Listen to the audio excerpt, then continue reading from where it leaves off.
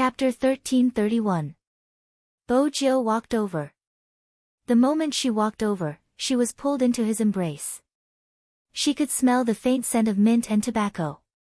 It seemed as though even after an entire night, he would still feel refreshed. He didn't seem like someone who had just left the poker table. "There's no sugar this time, there's artificial warmth, do you want it?" Chin Mo's voice was faint. Bo-jio chuckled. "Can I give you another kiss?" "Dream on." Chin Mo hugged her in his arms.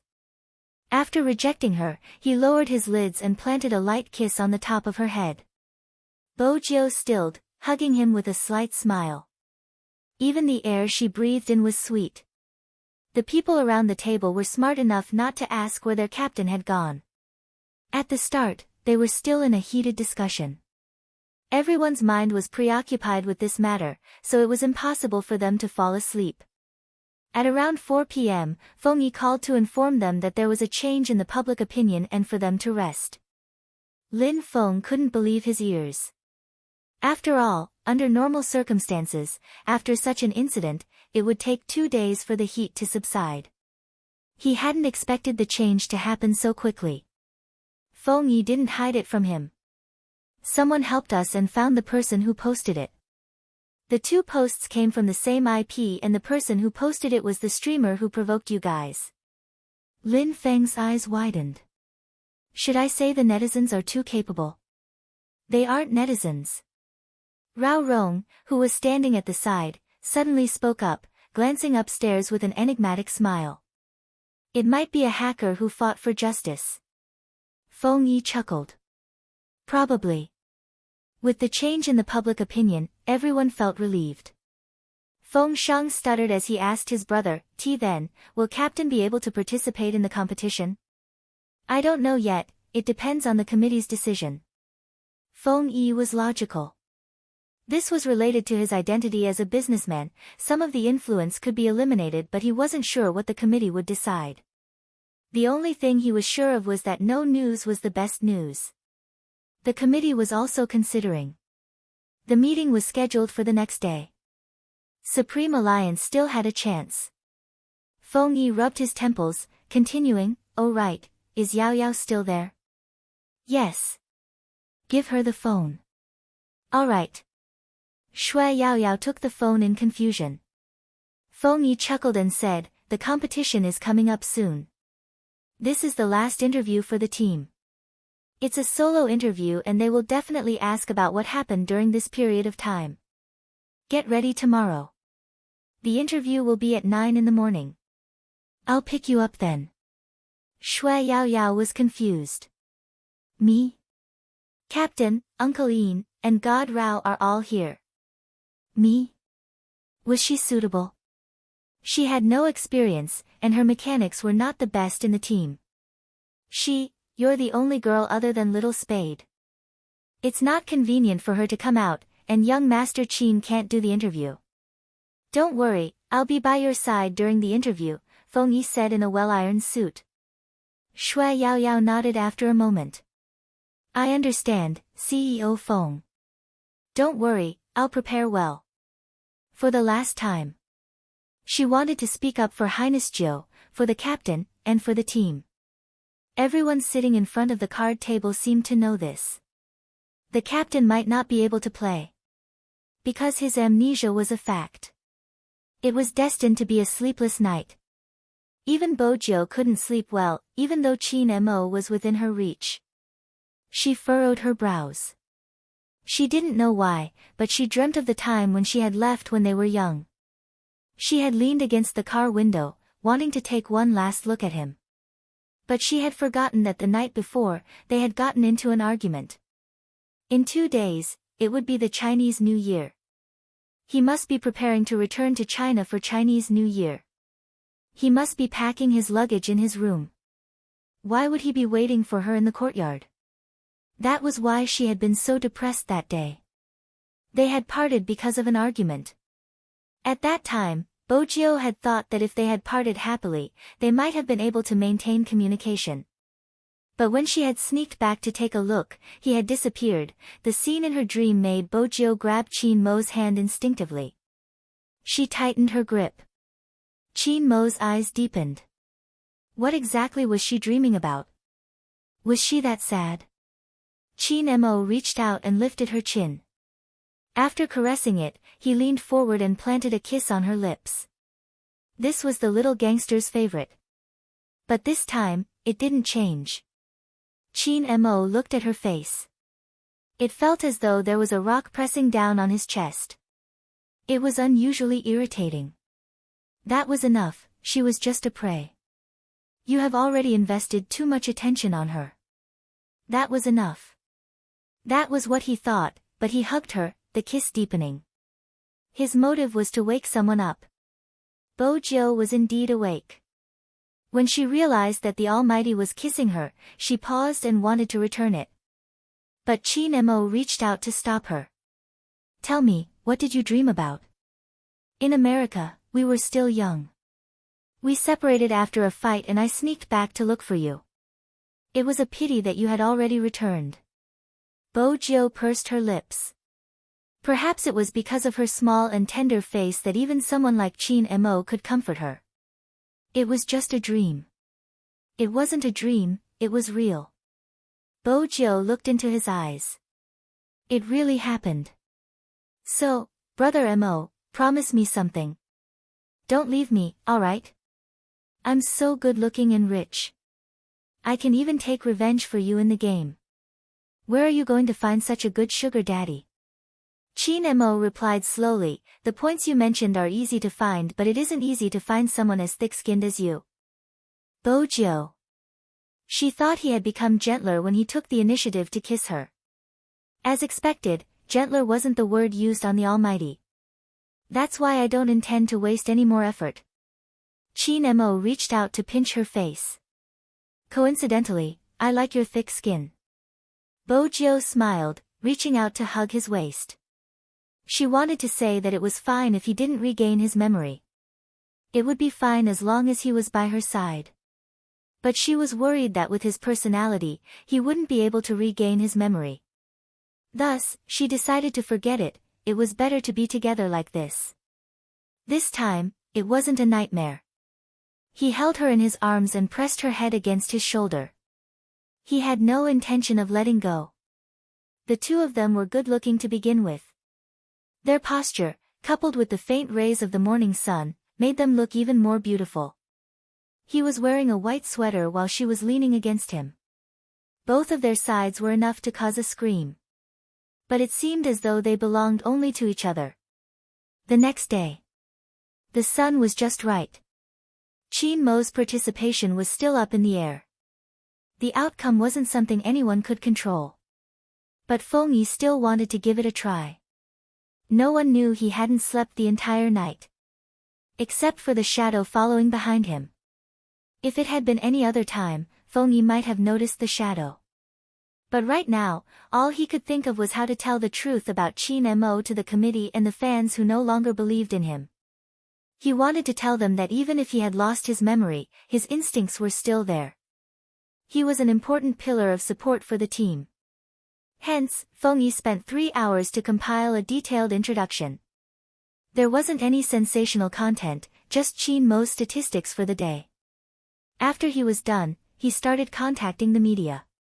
There wasn't any time to rest. Until he drove to Little Spade's apartment to fetch Shui Yaoyao. That was when Fan Jia knew her chance had come. That's right, she had been keeping an eye on Feng Yi's movements since yesterday. She wanted to find out where he was. She had already analyzed it. The afternoon she had alighted, all the members of Supreme Alliance had left the club. But she didn't know where they had gone. The Asian Cup was around the corner. It wasn't possible for them to have fun at this time. Or to move out as a group. Unless they were meeting someone important. That could only be Chin Mo. It was a pity she had missed the first chance to follow him. Ever since she had missed the previous chance, she had been keeping an eye on Feng Yi. But this person was really too smart. He was so smart that she had almost been discovered twice.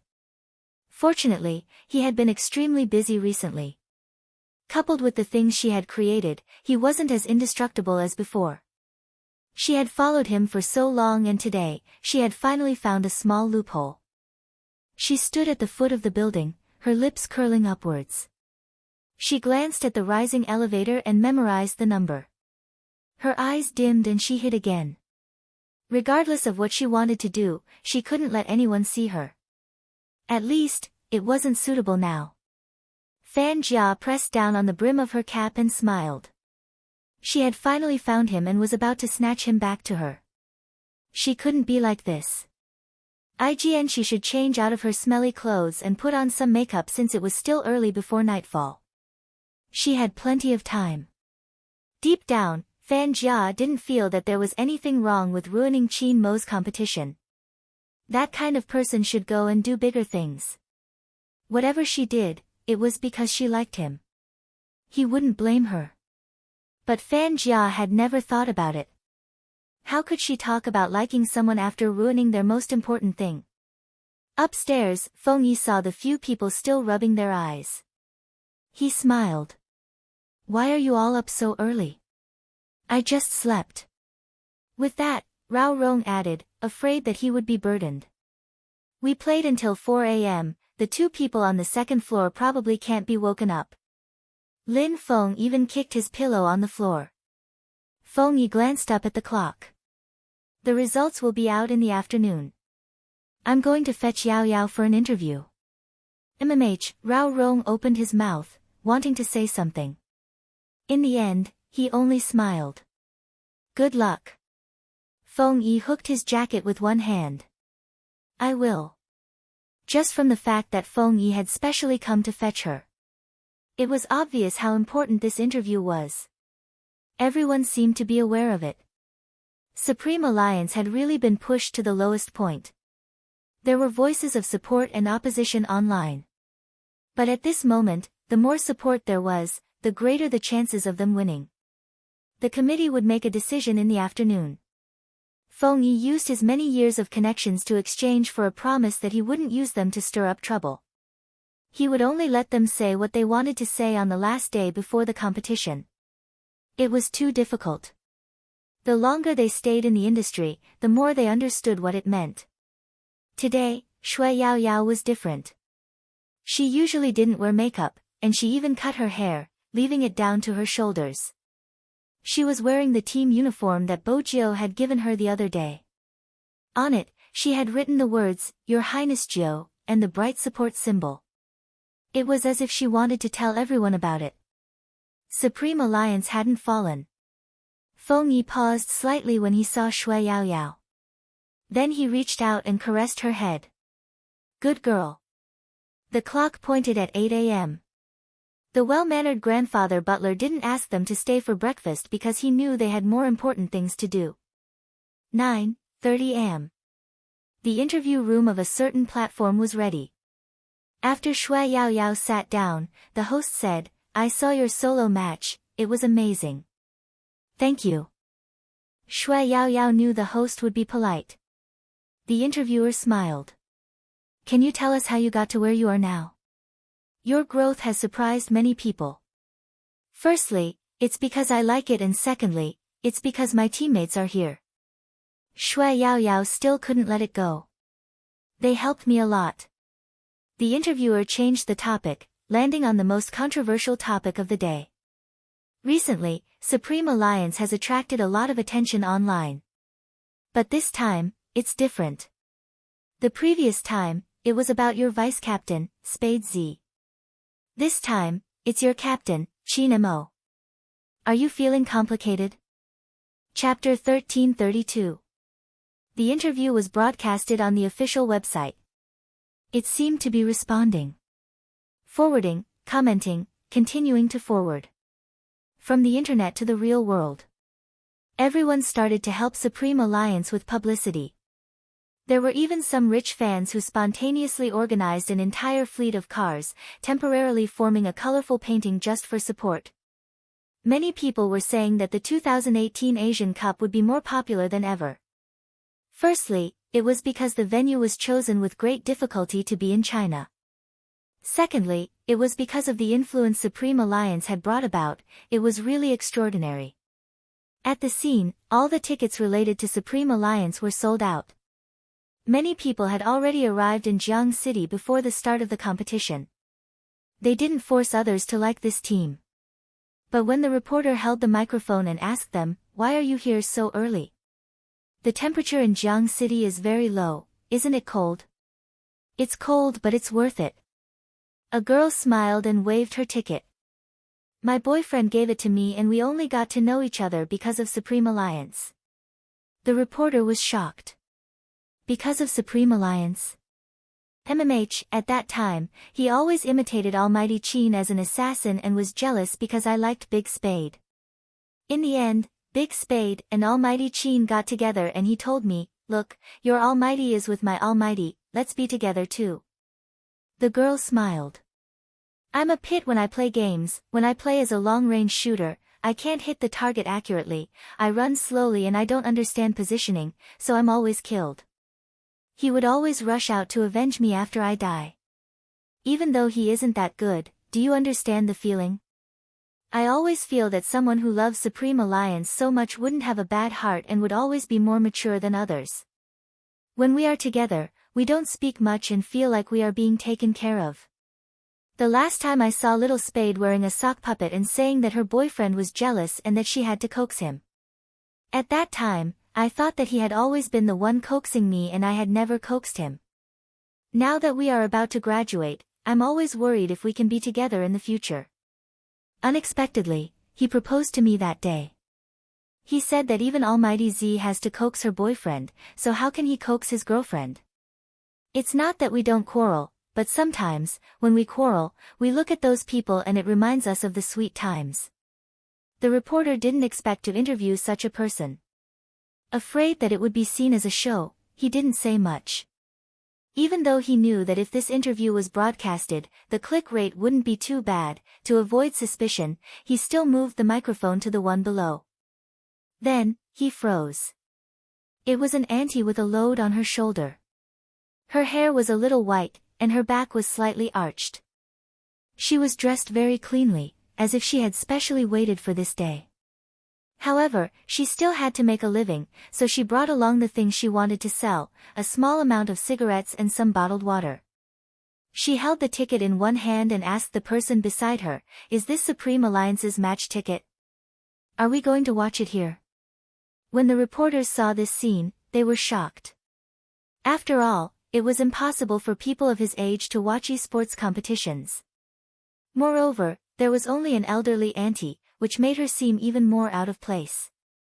After the camera swept over, both the reporters and the cameraman felt that this was going to be a hot topic.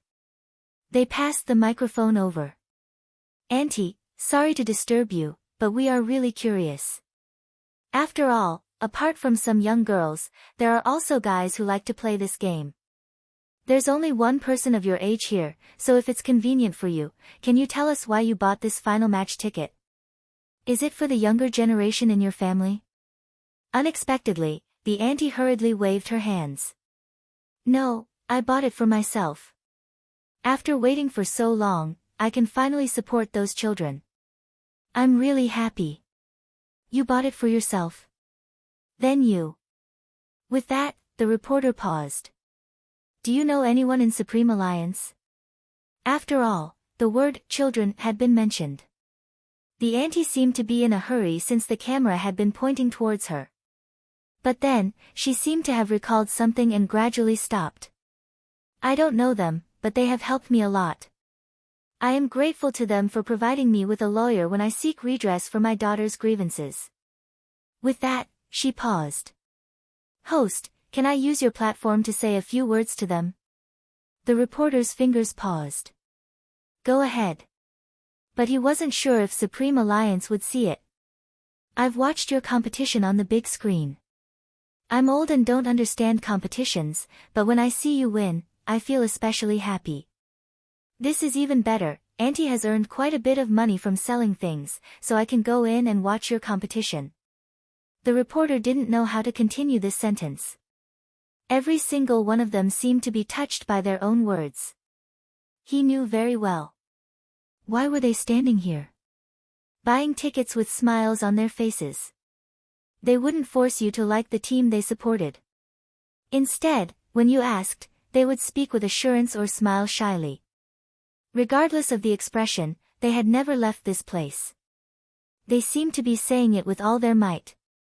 You might think that we are just fireflies, but together, we are a torch. A torch that protects the team.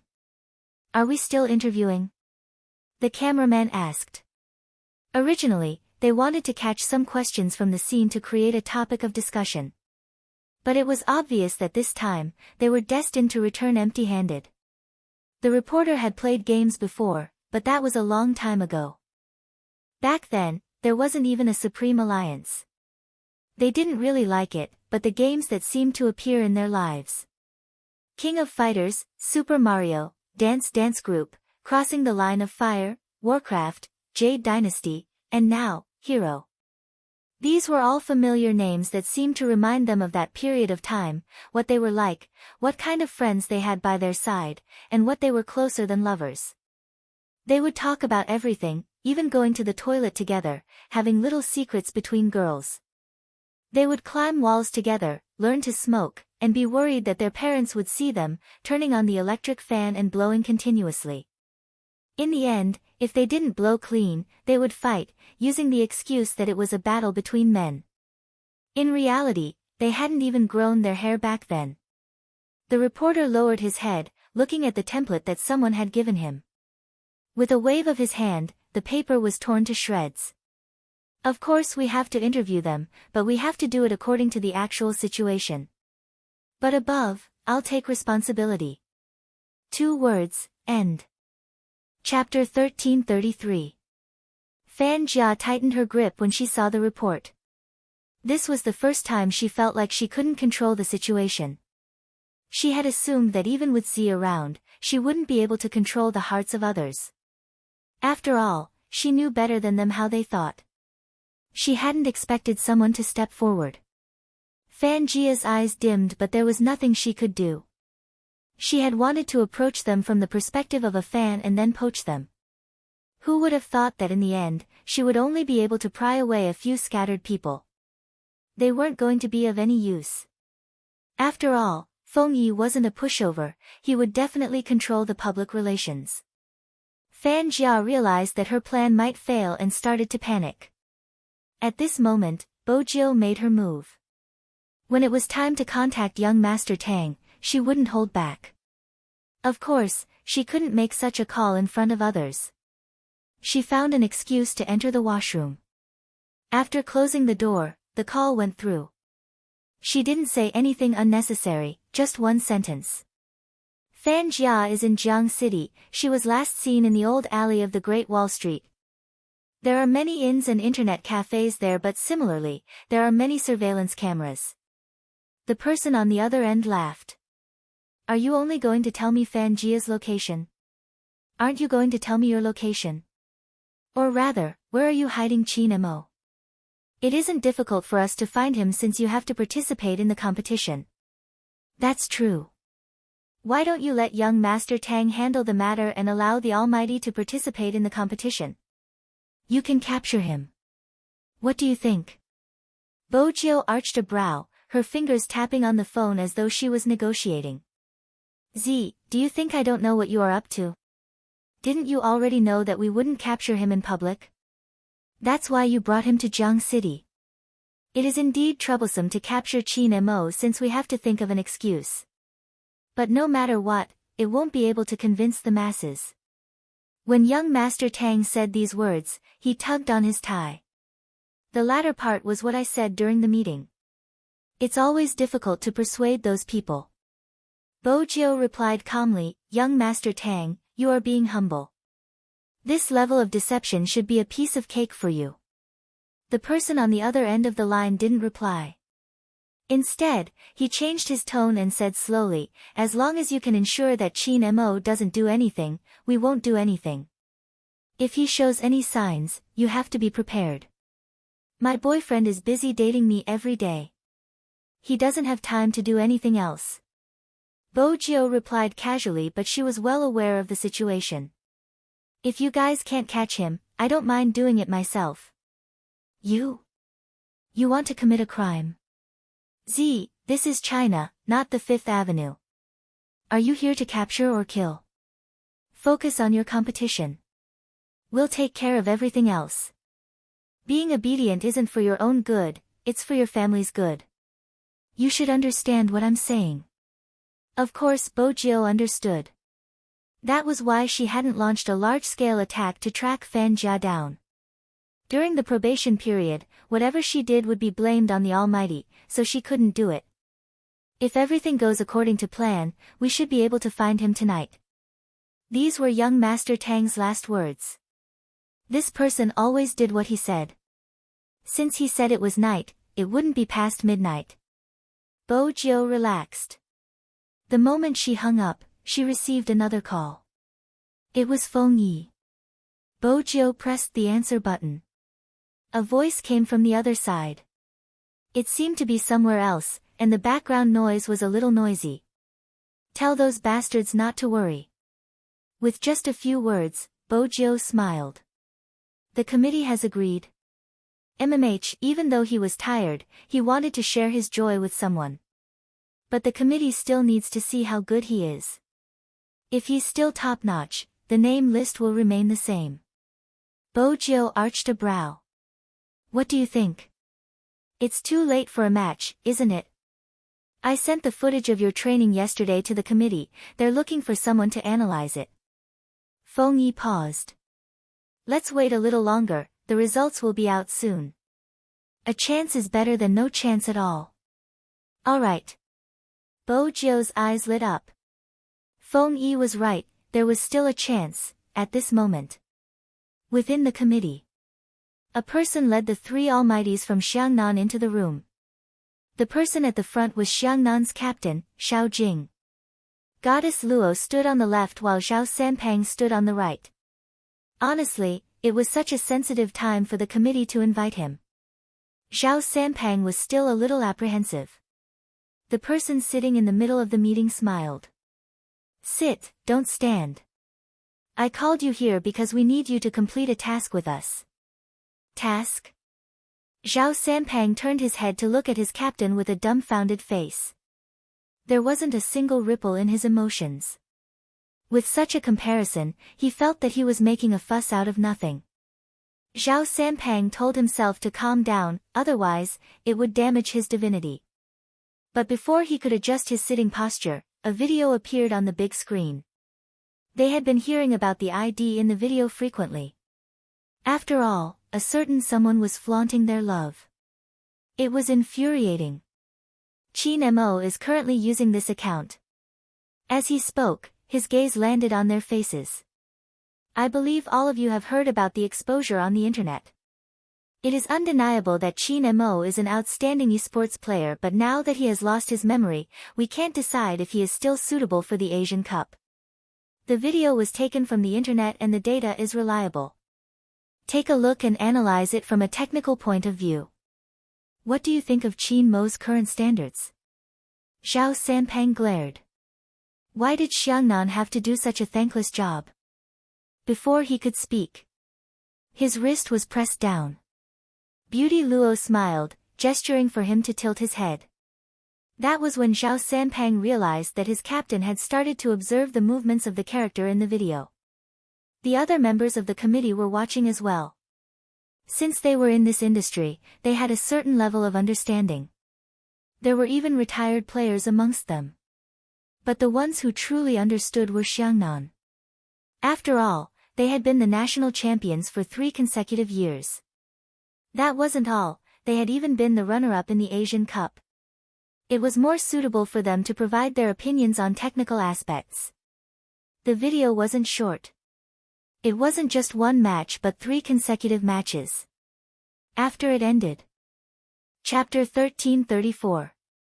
I don't think Qin Mo is suitable for the Asian Cup. Forget about his amnesia, even with the injury on his hand, he is bound to make mistakes in the competition. There are too many unpredictable factors in the competition. With his amnesia, he isn't as good as he used to be. He won't be able to create any miracles.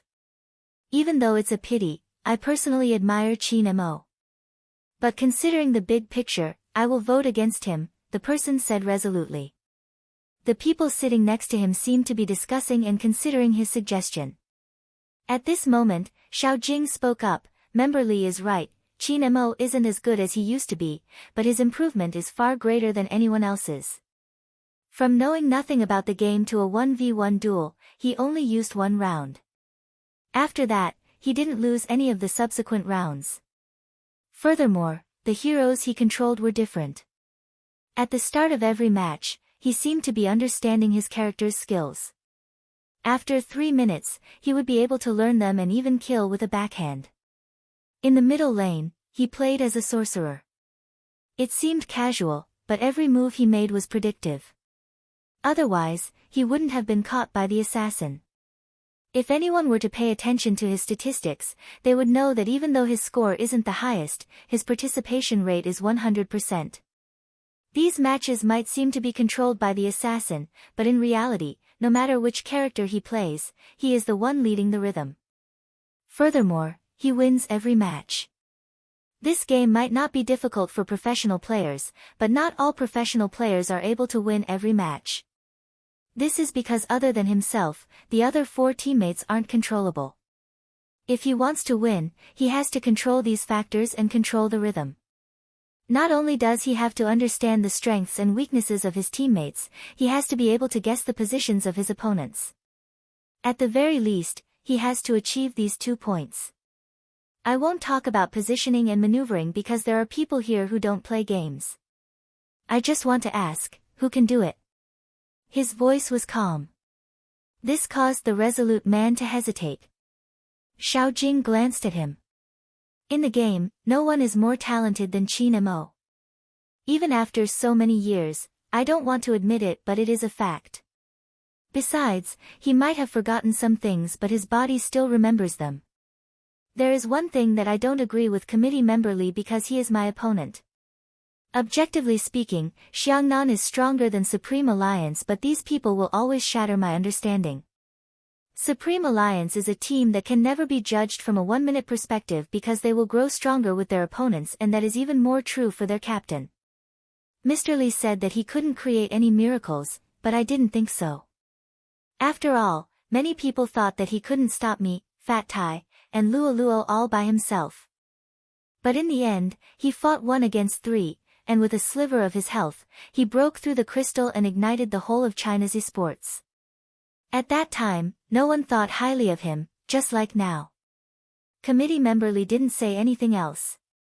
He swallowed all the words he wanted to say and rubbed his forehead. He put down his pen and seemed to be thinking. The conference room was silent. Seeing the situation, the person in the middle scanned the room. Now, you should have your own thoughts. Let's vote, raise your hand if you agree. Xiao Jing was the first to raise his hand. Fatty and the others naturally followed. As for the others, regardless of what Xiao Jing said, they felt that it was safer to be conservative. In their position, they didn't wish to be meritorious. If Qin Mo really participated and anything happened during the competition, they would have to bear the responsibility. On the other hand, if Qin Mo didn't participate, at least there wouldn't be any accidents. For the first time, Fatty found it hard to breathe when he saw this. He didn't understand the meaning of calling them over. Only the 3 of them raised their hands, the others didn't seem to have any intention of agreeing. Just when Xiao Jing was about to put down his raised hand and leave, a voice suddenly rang out. Committee member Li seemed to have made a decision as he raised his hand. The 2 people sitting on his left and right also moved in the next second. Fatty's eyes started to waver in surprise. I was there for the competition, Xiao Jing mentioned. Committee member Li smiled. At that time, everyone stood up and applauded, as though they were using up all their emotions. It would be a pity if a contestant like Qin Mo was stopped. Hearing this, Xiao Jing's eyes lit up and he only said 2 words, thank you. Just like that, the 3 votes became 6. Qin Mo was saved. When it was time to leave, someone called out to Xiao Jing. Captain Xiao, you are so smart, why can't you understand today's meeting? Why are you still speaking up for Qin Mo? If you didn't say anything, someone would have suggested for you to join Supreme Alliance temporarily and return to another team after the Asian Cup. It isn't impossible since it is for the greater good. Committee member Zhang, you seem to have misunderstood. Xiao Jing's voice was emotionless. I'm just speaking from a technical standpoint. If Qin Mo is too weak, I would vote against him directly. Besides, the good and bad of every team depends on the team members' respect for their captain. For a team like Supreme Alliance, they wouldn't think that I can replace Qin Mo. Similarly, the people from Xiangnan wouldn't let me leave either. Considering the bigger picture, it's better to leave more choices to the participating members. If emotions are present, they might not be able to perform well in the Asian Cup. With that, Xiao Jing walked into the elevator with Fatty and Luoluo. Left behind, committee member Zhang almost laughed out of anger. What was wrong with these lousy gamers? Did they think that just because esports was popular, they could be like other athletes? At the end of the day, they were just fooling around. Just because they had fans, they were so arrogant. Sooner or later, they would fall. His words weren't pleasant to the ears. His voice could be heard through the cracks of the elevator. Zhao Sanpang wanted to press the elevator button and rush out to reason with him. Xiao Jing reached out to stop him. Is there a need? Zhao Sanpang was infuriated. What nonsense is he saying? Didn't many people say that winning or losing isn't important? Since we are just playing a game, it doesn't matter if we lose. Xiao Jing glanced over. At this moment, we just have to win. He didn't need to say anything. As long as they won, they would be able to bring glory to the country. Only then would they be acknowledged by more people. Those people probably had the same thoughts. Xiao Jing's gaze landed on the white wall of Supreme Alliance's promotional video outside the elevator. He believed that one day, people would understand that they weren't just playing a lousy game. They were playing in a league and their event was called esports. Outside the building, Feng Yi was still waiting for news. His phone rang. He didn't pause for a moment. After receiving the news, he turned to call Bo Jiu. His phone rang. He didn't pause for a moment. After receiving the news, he turned to call Bo Jiu. His phone rang. He didn't pause for a moment. After receiving the news, he turned to call Bo Jiu. But there was one thing, the person she wanted to inform wasn't in the computer room. The other members were all there. When Lin Feng heard the decision of the committee, he leaped up from his chair and gave her a bear hug. He asked excitedly, "Really? Little Spade, is what you said true? You can take a look at your phone, old Fox Feng has sent a message." As expected, there was a group message. Lin Feng was overjoyed. He was so happy. After he was done, he seemed to have thought of something, his back stiffening. He glanced towards Qin Mo's seat instinctively. When he realized there wasn't anyone there, he heaved a huge sigh of relief. Fortunately, his actions weren't seen by his captain. Everyone was happy but their expressions were different. Bo Jiu found the most reliable Rao Rong and asked, "Where did Brother Mo go?" "He probably went to the washroom." Rao Rong wasn't sure. Washroom? There hadn't been anyone there when she had arrived. At this moment, Feng Shang spoke up, Captain seems to have gone out to buy candies." Buy candies? No one believed that such a thing could happen. How could their captain buy candies? Bo Jiu's fingers paused slightly before she headed downstairs. But just 3 minutes ago, outside the apartment, at a 24-hour convenience store at the entrance of the estate. She hadn't expected to be so lucky. She had planned to make her move at night. However, she hadn't expected to see that unexpected person. Fan Jia's eyes widened. He had one hand in his pocket, the other on the shelf. He seemed to be choosing something. His face wasn't any different from how she remembered, but now, he looked like a devil who had been freed. From the curve of his lips, she could sense a different evil aura. Very quickly, Fan Jia realized that this was the best opportunity to make her move. Because there was no one else beside him except himself. Besides, standing in front of the same shelf in the convenience store wouldn't arouse any suspicion. After making up her mind, Fan Jia suppressed her emotions and strode over to the tall figure. She heard a faint sound. That guy probably likes to eat this brand. The man's finger landed on one of the candies. Fan Jia hadn't expected him to buy candies. With his words, she knew who he was referring to. Intense jealousy made Fan Jia clench her fists tightly, her fingertips digging into her palms. Just as she was about to speak, a loud sound rang out. Swoosh! A poker card flew straight towards her face. Fan Jia dodged immediately, watching as the card stabbed into the bread behind her like a knife. Her face paled and she trembled. Brother Mo, don't you recognize me? Brother Mo. When Qin Mo heard this word coming from someone else's mouth, he realized a problem. He didn't like it. Fan Jia had wanted to make use of his amnesia to get close to him, but the moment she said that, the man took a packet of candies and was about to pay the bill. He didn't even look at her. Fan Jia narrowed her eyes, blocking Qin Mo's path. Brother Mo, do you really think that person likes you? She just wants you to participate in the Asian Cup, that's why she listens to you. If you don't believe me, I have pictures here. She has a close relationship with Hoshino. It isn't as simple as mutual admiration, they have always been close friends. Back then, in order to clear Hoshino's name, she didn't hesitate to lie to you. Have you forgotten all that? Fan Jia narrowed her eyes, blocking his way. Brother Mo, do you really think that person likes you? That was what Fan Jia thought he would say. He would at least say a word to her. Unexpectedly, he only gave her one word, a chill in his laziness. Scram. Fan Jia froze on the spot. There wasn't a hint of warmth in his gaze, as though he would kill her if she said another word. It seemed like she shouldn't have used such a method. Since she couldn't have him, no one else could. Fan Jia's eyes dimmed. Qin Mo, stop lying to yourself. The most important person to you is dead. It's all because you didn't catch her. You must still remember that bottomless abyss. Qin Mo didn't intend to listen to her anymore. But those words seemed to seep into his brain through his eardrums.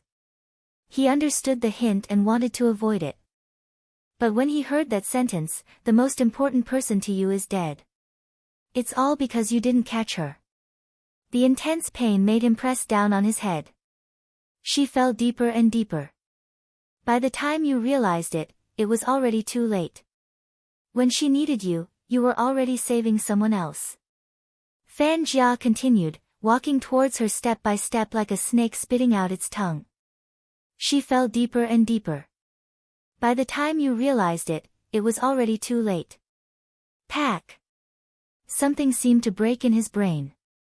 Qin Mo's gaze wasn't as sharp as before. Instead, the color gradually faded. He seemed to be looking at something, but at the same time, it seemed like he couldn't see anything. He stretched his hand out to grab something. But all he caught was air. Fan Jia intentionally dodged, looking at him from the side. She continued slowly, you know better than anyone else that you are the one at fault. If you had listened to her and ignored others, tossing aside your so-called responsibility, she wouldn't have died. Pitiful Z, not only was she not accepted by the world, she would also sink into the abyss forever. You saw how she struggled to get up. When she was young, you promised her that when you grew up, no matter what you did, she would be the first. You were the one who went back on your word, you caused her death. When Fan Jia said the last sentence, Qin Mo's eyes widened. Qin Mo's eyes were completely blank. He raised his hand again.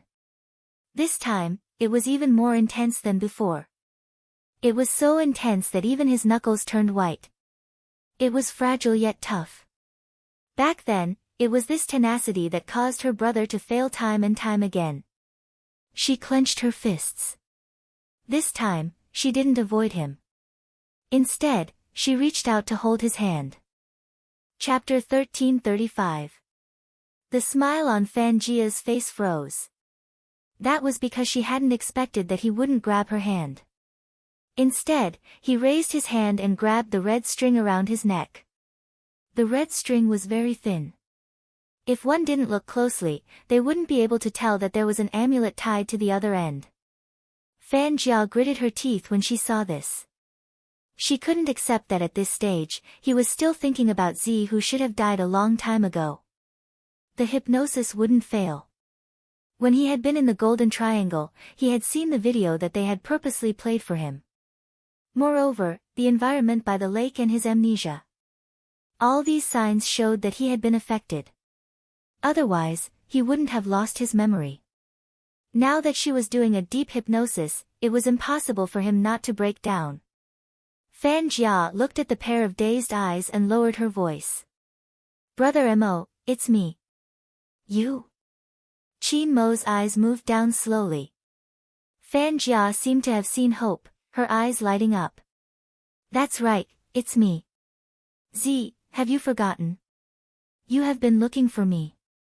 "I haven't forgotten." Qin Mo released the amulet and smiled at Fan Jia. "I have been looking for you." Fan Jia knew she had succeeded. In his subconscious, he had treated her as Z. Back when she had approached him, she had wanted to use Z's identity because at that time, they had realized that Qin Mo's treatment of Z wasn't his usual style. But at that time, he had been too flawless. Even though they had obtained a lot of information, she had only appeared by his side for 3 days. She hadn't done anything and he had exposed her. He had even dug out information about the organization from her. Fan Jia hadn't forgotten about this. She had thought that the best chance to become his lover hadn't been fulfilled. This time, it was different. He had a weakness that could be overcome and it was a fatal one. Since he wasn't willing to admit that that person had left, she would replace that person. Fan Jia didn't care. Anyway, she had become the most important person in his heart. "Let's go, Brother Mo." Fan Jia smiled lightly. Qin Mo arched a brow. "Where?"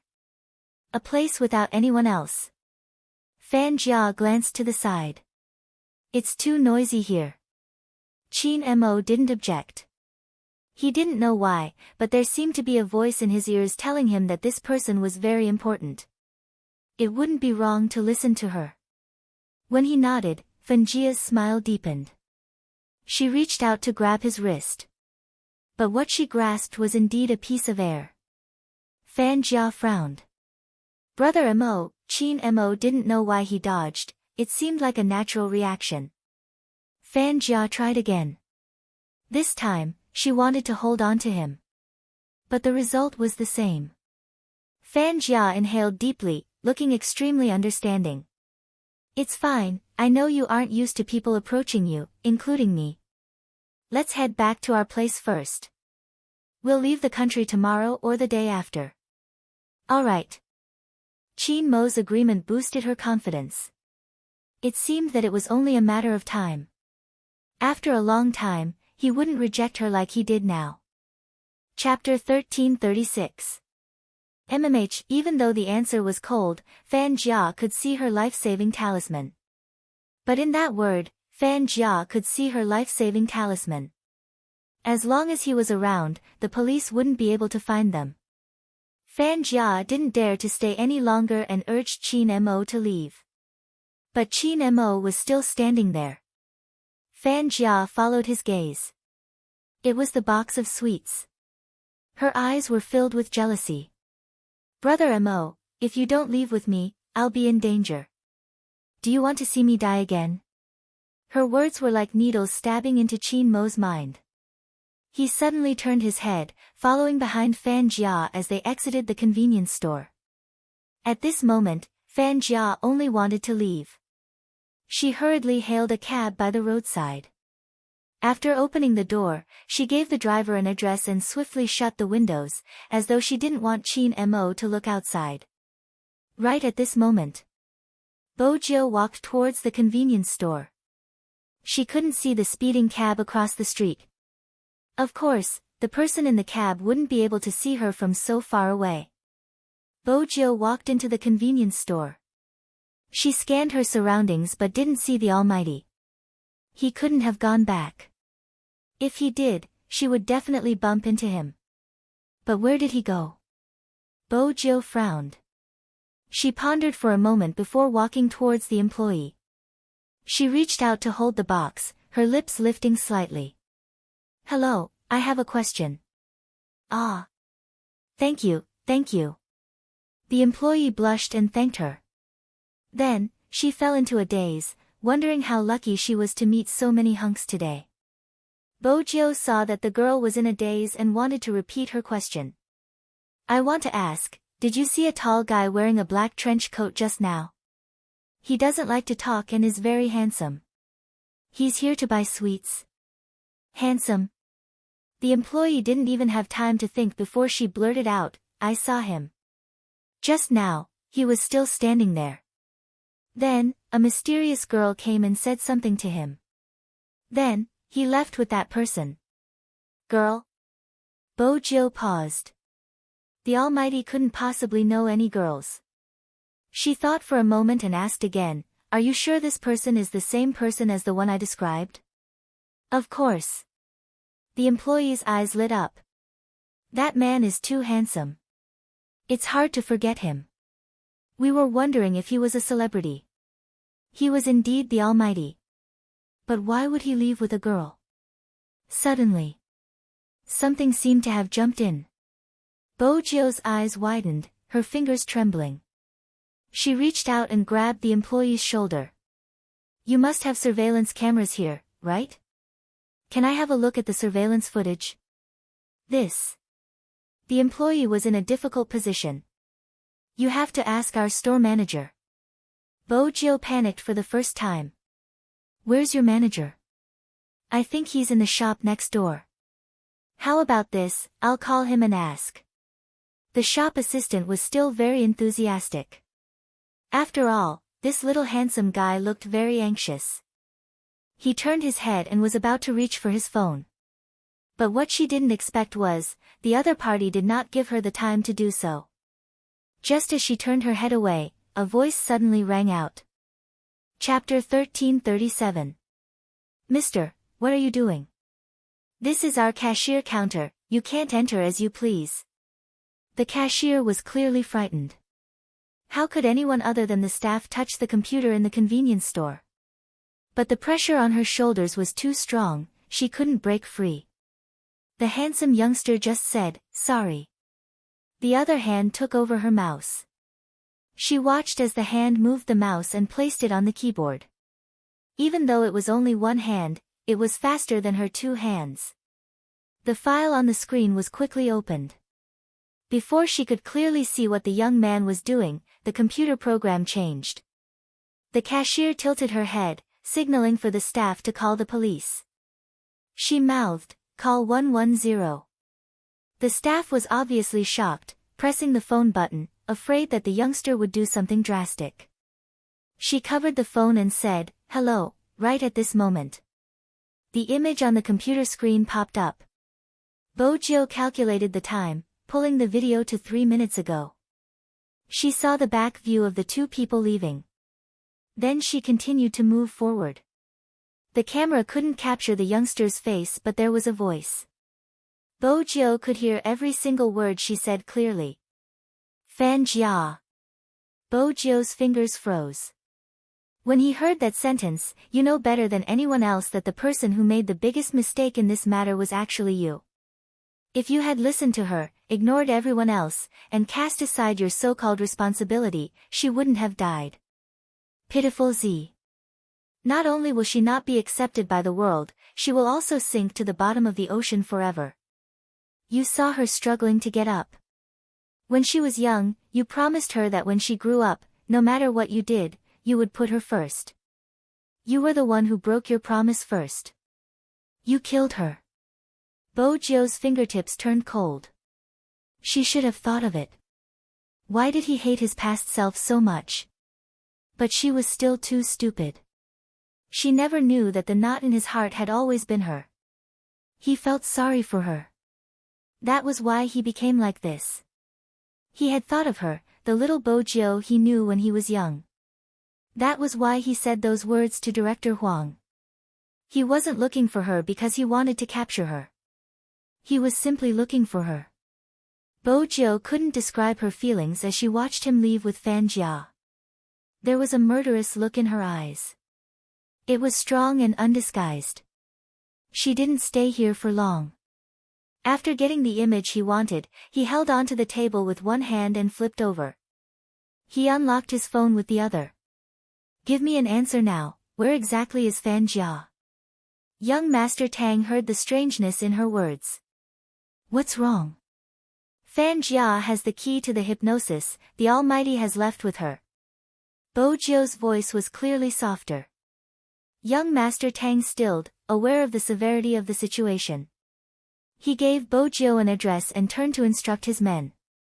Send more plainclothes officers and use the police dogs. The operation is to be carried out 2 hours earlier. Yes. But even so, they weren't faster than her. On this day, almost everyone who lived in the North City district saw a black Lamborghini. It was just like a racing scene in a movie. It sped from the asphalt road into the long alley. The left wheel was pressed against the wall, the car slanted as though it was a black bolt of lightning. Bojiu held onto the steering wheel with one hand while the other looked at the back of the car. With a turn of her tail, she shook off the police car that had been following her. The police car had been called by the supermarket staff. At first, they had assumed that she was here to rob them, but when they saw her car, they chased her for a whole street. When they questioned the convenience store staff, they found out that she had only taken a glance at the supermarket surveillance camera. In that instant, they didn't know if they should continue the chase. Actually, they didn't need to think about it. Because no one could catch up to Z. Especially the current Z. The bats whizzed past, bringing with them the wind. At this moment, the taxi had reached its destination. Fan Jia smiled sweetly at Qin Mo, you definitely won't like this place. I don't like it either, but I have no choice, I'm forced to stay here. But things will get better soon. Once we leave the country, no one will be able to control us and I will be able to move around freely. Qin Mo remained silent. It seemed as though he had been like this the entire time. He didn't even know if he heard what she was saying. Fan Jia clenched her fists, feeling extremely indignant. But at the same time, she knew that some things couldn't be rushed. The two of them continued walking, turning into a long alley and heading upstairs. Suddenly, they stopped in front of a door. Qin Mo stopped. Fan Jia turned. What's wrong? Could it be that he wasn't going to listen to her again? That was impossible. In his heart, she was the most important person. Even if it was his body and behavior, he couldn't accept it, but his hypnosis kept telling him this. That was indeed the case. Qin Mo seemed to be imprisoned. All he could think about was protecting this person.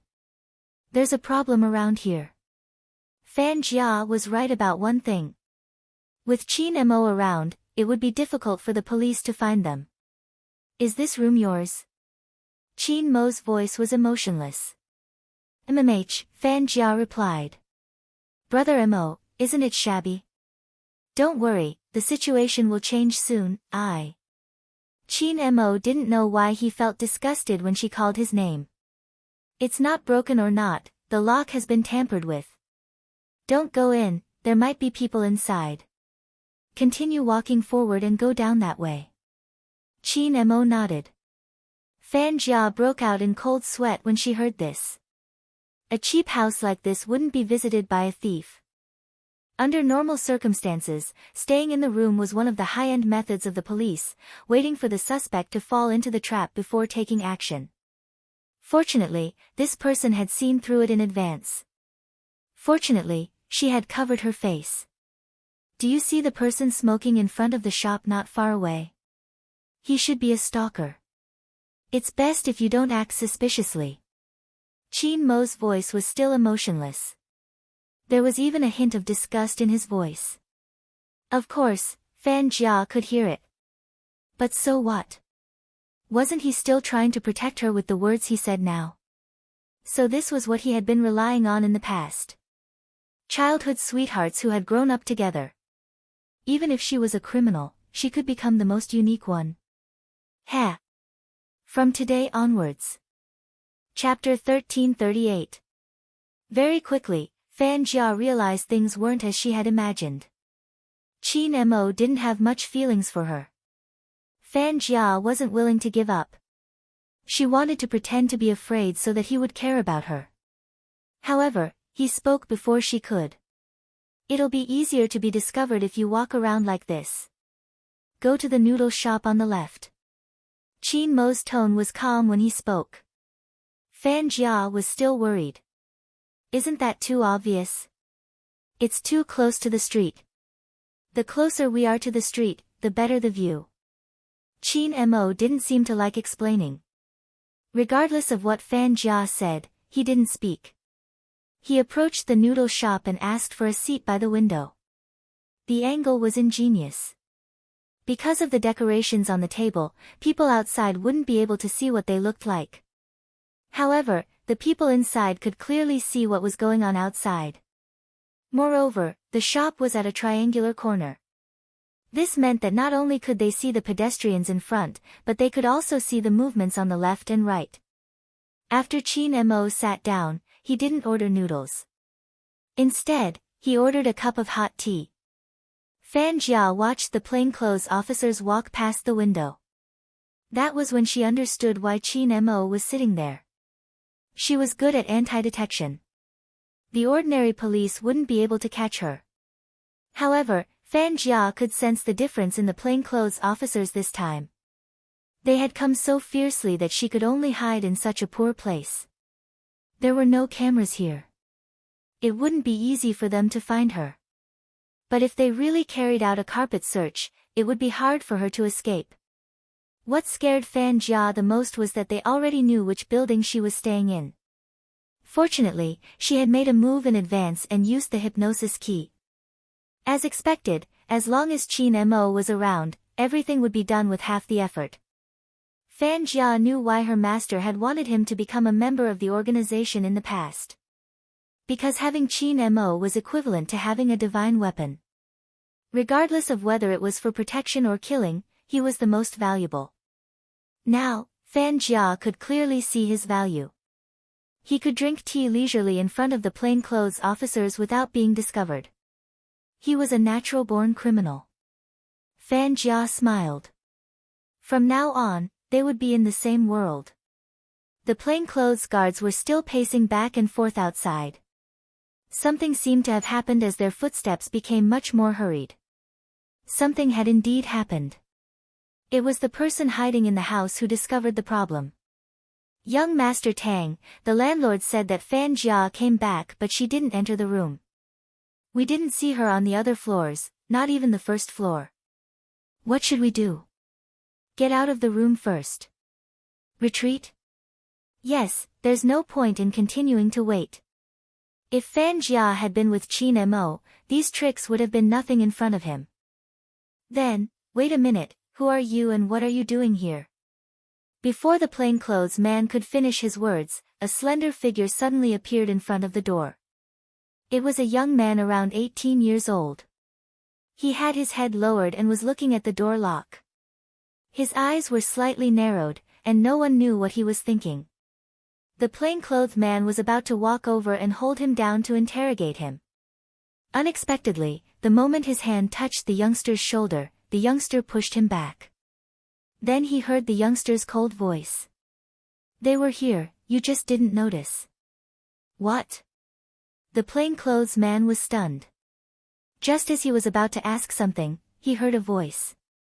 Just as he was about to ask, the youngster released his hand and turned to walk in another direction. His gaze landed on the pile of rubbish that had been stepped on. They went down from here, so half of your efforts were in vain. Who exactly are you? The plainclothes man couldn't help frowning. Are you a student from around here?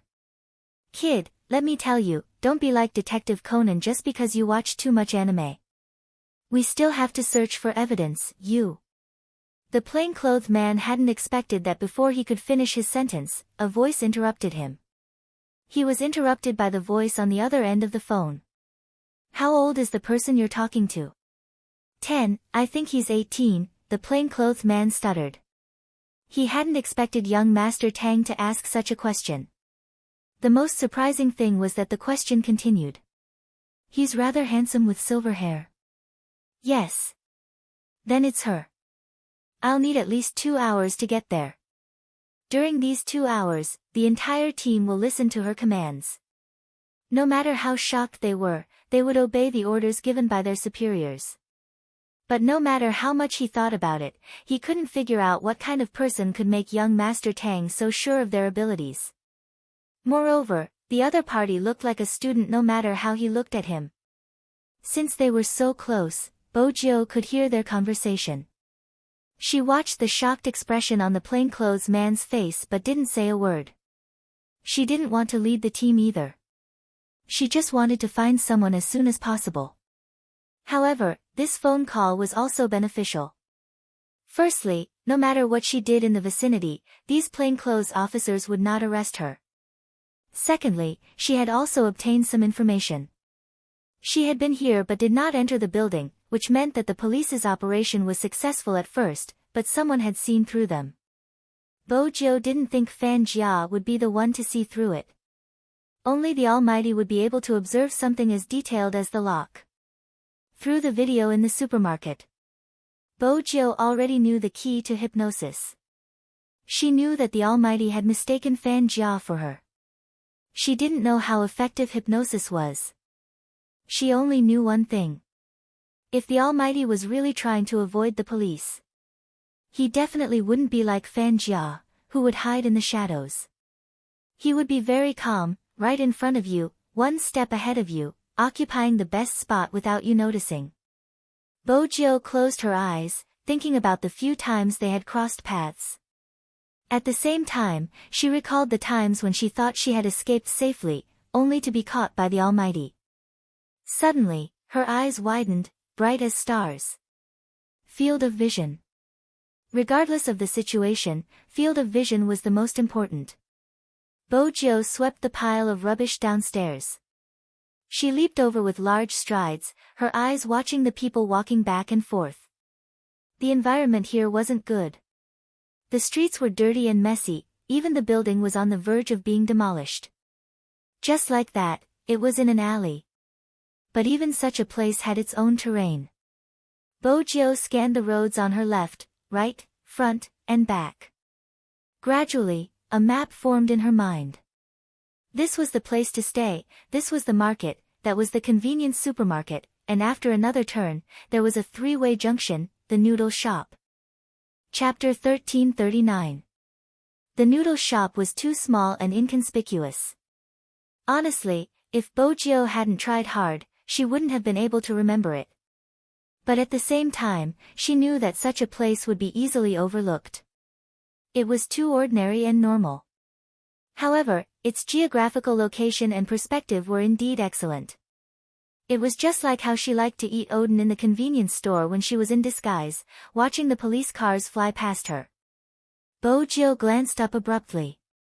The tip of her tongue touched the roof of her mouth. This time, was she here to stop him? Bojiu was smart. She didn't let the plainclothes guard follow her. She didn't even choose to enter from the left, right, and front. Instead, she walked to the back, removed her black trench coat and wrapped it around her hand. Then she pushed against the wall and walked into the kitchen. When the chef saw the sudden appearance of a person, his hand that was scooping up the noodles paused. What was going on? The most important thing was that the child took away the shredded meat noodles he had cooked. She had taken it away. Bojiu had indeed taken a plate of noodles. That was because the Almighty hadn't eaten dinner in order to buy sweets for her. Of course, she was prepared for the fact that she would be facing two people later. Bojiu dragged the plate with one hand and stuffed the other into her pocket. She walked towards the window. Fan Jia's back was facing her, so she didn't see the person approaching them. But Qin Mo was different. He seemed nonchalant, but in reality, he could sense the slightest movement. Moreover, the person who didn't seem like a waiter was walking towards them with a plate. Chin Mo found that person familiar. But the reason he didn't shift his gaze wasn't because of the familiarity. It was because of the smile on her lips. It was interesting, as though she was saying, "Look, I knew you would be here." Chin Mo arched a brow. Fan Jia didn't know what he was looking at. By the time she turned around, her expression had completely changed. The venom in her eyes wasn't concealed at all. How did she find her way here? Fan Jia bolted upright, picking up the knife hidden in her bag and pointing it at Bojiu. She lowered her body slightly and placed the plate of shredded pork noodles in front of him, her voice carrying a hint of dissatisfaction. "Brother Mo, I really didn't expect you to be tricked away when you were buying sweets. Here, the noodles are freshly cooked, eat it while it's hot." I know, you don't remember me again. Actually, I feel that after I stop gaming, I can write a book called, My Boyfriend Loses His Memory Every Once in a While. Chin Mo didn't speak. He was observing the youngster. Fan Jia watched from the side, the venom in her eyes growing thicker and thicker. In the end, she couldn't take it anymore. She lowered her head and smiled, her voice like a snake's. "Brother Mo, this is the person who has been trying to hurt me. Help me kill her." Bojiu's fingers stilled. She knew very well what would happen if a hypnosis was turned on. She was still too impulsive and wanted to bring him back, so she walked in just like that. But she forgot about Fan Jia's treachery. Fan Jia seemed to be enjoying the feeling, her lips curling into an uncontrollable smile. Chapter 1340. Chin Mo didn't move. Why wasn't he moving? Fan Jia glanced towards him. He clutched onto the amulet again, his eyes emotionless, but that proved one thing. The hypnosis wasn't enough for him to kill Z. He could have done it when he was facing other people. Why wasn't it working against this person? Fan Jia clenched her fists, her eyes filled with indignation. But very quickly, she realized something. Although it was impossible for him to kill that woman, if the other party hurt her, he would do it. That wasn't all, he was looking at her with a foreign gaze. Which meant that Z's arrogance would end here. "Brother Mo, she will take me away, she will definitely take me away. She's in cahoots with the people outside, please help me." Fan Jia's eyes shifted. She sheathed her knife and leaned over helplessly. "Brother Mo, she will take me away, she will definitely take me away." As expected. Chin Mo reached out and blocked Fan Jia, his eyes dimmed. His voice didn't seem to be replying to Fan Jia, instead, he seemed to be telling himself, "I won't allow anyone to take you away." With that, Bojiu paused, glancing up towards Fan Jia. Fan Jia revealed half of her face, her gaze sinister. She seemed to be saying, "Come over if you dare." Bojiu narrowed her eyes. Indeed, she didn't like this scene, even though she was mentally prepared. Fan Jia was still acting pitiful, calling him, "Brother Mo," but in reality, she was trying to provoke Bojiu. This way, if Z were to take action against her, Chin Mo wouldn't disobey her commands like before. Whoever hurt her would die. That was the real hypnosis in his mind. The more Fan Jia thought about it, the brighter the smile on her face. She couldn't wait to see the arrogant Z beaten down by Chin Mo. She couldn't wait to see how heartbroken she would be. Fan Jia took another step forward, her motive was to make it easier for Bojiu to touch her. Who would have thought that the man would laugh lightly, pull the wooden chair from the next table with one hand, and sit down with his long legs spread apart? He was extremely nonchalant. "I'm not interested in a rat living in the gutter like you. Catching you is the police's job. If I really want to take someone away, I'll take my boyfriend. Also, Brother Mo, do you think you can call him that? Miss Fan, it's really funny. Do you spend your entire life trying to copy someone else, only to realize that a fake is a fake and will never be real?" Fan Xian was speechless when she heard Fan Xian's words. The last sentence caused Fan Jia's expression to change completely. She had to use all her strength to suppress the urge to stab this person. She knew that she couldn't expose herself at such a time. Her eyes reddened. What you mean by insulting me? It's fine if you want to kill me, but now, you are denying me? My relationship with Brother Mo isn't something you can break up with just a few words. If you want to arrest him, then arrest him. Don't try to sow discord here. Bo Jiu didn't reply. Instead, she turned towards Qin Mo. Logically speaking, with his intelligence, he should have been able to tell the problem, even if he had lost his memory. Logically speaking, with his intelligence, there was no way he wouldn't be able to identify the problem, even if he lost his memory. Logically speaking, with his intelligence, he should have been able to tell the problem, even if he had lost his memory. But now, he had no intention of not protecting Fan Jia. It had to do with the key of the hypnosis. During the setup, you set the fingerprint as the owner and it would recognize this fingerprint. At that time, Fan Jia had been the only person in front of him. That was the function of the key. It would cause a person's tolerance to collapse completely and then lure out the hypnosis in the deepest part of his mind, completing the setup. Unless there was a breakthrough. But Bo Jiu had no idea what was the breakthrough point in his heart.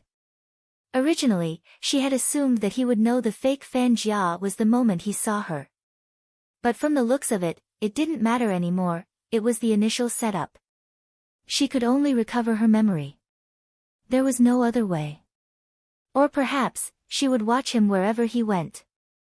Bo Jiu glanced up, noticing that he was looking at her, his gaze deep. Then he asked, "Are you always this dirty?" Bo Jiu asked, "Dirty? There's something on your clothes. Didn't your family tell you that it's best not to climb over walls in places like the back kitchen?" Qin Mo's voice was neither warm nor cold, and there was even a hint of lecturing in it. Bo Jiu pouted. "In the past, my boyfriend told me about it, but now that he has lost his memory, he doesn't even care about me anymore. I'm almost a child that no one wants." Qin Mo looked at the youngster in front of him, his fingers pausing. It had nothing to do with him. Qin Mo didn't know why, but when he heard that sentence, his heart skipped a beat. He wanted to reach out his hand and touch that messy head of black hair. This thought made his chest ache intensely, as if he had betrayed someone. Bo Jiu sensed his odd behavior. Because it was too obvious, he held his chest with one hand, his brows furrowed, and even his lips were frighteningly pale. Just how painful was it for him to be like this? Bo Jiu reached out to help him, but he took a step back, one hand extended, still protecting Fan Jia. "I think I understand. What is your self-suggestion? Because you always feel that you didn't protect me well. That's why you ended up like this." Bo Jiu inhaled deeply, glancing at the plainclothes officers who were about to enter. She immediately signaled them not to come over. She understood the Almighty too well. Perhaps, her approach was fine. But if it was the plainclothes officers, he would sense danger. Now, he would get rid of anything that was dangerous. Let them go. This was the first thing Bo Jiu said after she came out. The plainclothes officers widened their eyes, one of them didn't know whether to laugh or cry. "Do you know what you are talking about?" If it hadn't been for young Master Tang's orders, he would have assumed that the youngster wasn't helping them but the criminal. Even though he was the one who had found the criminal, he couldn't be so reckless. Chapter 1341. The undercover officer wanted to speak. Bo Jiu laughed lightly, interrupting him. "If you don't trust my judgment, you can give young Master Tang a call now." The undercover officer panicked, replying with a stern expression, "I have to consult my superior." Bo Jiu gestured for him to make the call. The undercover officer immediately made the call, expecting young Master Tang to consider it seriously. Unexpectedly, the instructions he received were the same as before. "Just listen to her arrangements, but there is something she is trying to trick you about. Regardless of whether you rush in or not, Qin Mo will still be holding hostages. Nothing will happen if you let him go, but if you don't, there will be two outcomes. Innocent people will be implicated and the city will be plunged into chaos. This time, you aren't facing an ordinary criminal. He can't even be considered a criminal because he hasn't committed any actual crimes. Just as you said, he hasn't started holding hostages. If it wasn't for the person next to you, you wouldn't have found him. He wouldn't have needed to take any hostages. You can ask the person next to you. If Chin Mo really took a hostage, what would she do? Bo Jiu laughed. Did you purposely put me on speaker? It's just holding hostages. I'll be Brother Mo's hostage later.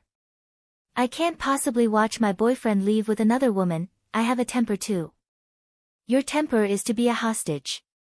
Young Master Tang chuckled. You are going through so much trouble to prevent Chin Mo from having any bad records. Let me guess what you are trying to imply. You didn't allow everyone to take action because Chin Mo would take action if anyone harmed Fan Jia. On the other hand, as long as Fan Jia is safe, he wouldn't take any lives. This situation isn't comfortable at all. Z, there are many people who like you. I think Hoshino isn't bad. Why do you have to spend the rest of your life on a tree? You can make more choices and we can make a deal. Hand Chin Mo over to me and you won't interfere with him. The Tang sect will provide you with anything you want and I promise nothing will happen to him. How about that? Bo Jiu tapped her fingers. It's a good deal, but young Master Tang, you seem to have misunderstood something. In this world, there is only one thing I want, Chin Mo, that's a pity. Young Master Tang didn't sound regretful. He didn't seem surprised that she would make such a decision. I didn't expect Z to like someone so much. Bo Jiu paused, lowering her voice. Just now, when Fan Jia ordered him to kill me, his first reaction was to grab the amulet I gave him when he was young. You won't understand, actually he loves you more than you love him. Young Master Tang chuckled. Z, didn't I tell you that Chin Mo and I are people who would risk our lives once we fall in love? Bo Jiu wasn't as upset as before. I have to say, your love story can be comforting at times. Even though you are still single and haven't gotten the person you want, it doesn't stop you from sharing your thoughts. Young Master Tang. Is this gratitude? Bo Jiu didn't think there was anything wrong with her sharp tongue. Anyone who tried to persuade her to break up with her brother Mo deserved to be stung.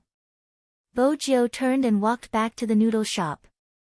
Chin Mo saw the interaction between her and the plainclothes officer outside. However, what she said next made him look up. They won't make a move for now, but I'm guessing you won't be at ease. How about this, I'll be your hostage. With a hostage, even if they have a sniper, they won't open fire. This was the first time Chin Mo had met a hostage. His gaze swept past her face. Her skin was so fair that even the fine hair could be seen clearly. She was smiling, the tip of her nose stained with dust. There was a small tuft of hair that was as harmless as a kitten. But there was a natural sense of danger. Anyone smart wouldn't choose this person as a hostage, Bo Jiu knew he was thinking. She stood there, allowing him to size her up. She even leaned forward and asked, "Do you find me especially beautiful? Tie me up so you can admire me." Chin Mo arched a brow. Firstly, it was because of the distance.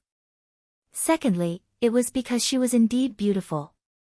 Fan Jia watched from the side, her teeth clenched in pain. "We don't need a hostage." Then she walked out of the noodle shop. After she had taken 5 steps away, Chin Mo took a step forward. Bo Jiu watched without a change in expression. This seemed to be the first time she saw his back view. She thought about it carefully. Because every time, he would be the first to watch her leave. In the past, she had always assumed that her departure would be the most painful. But now, she suddenly understood something. Back then, he was the one who had waited at the same spot the most painful.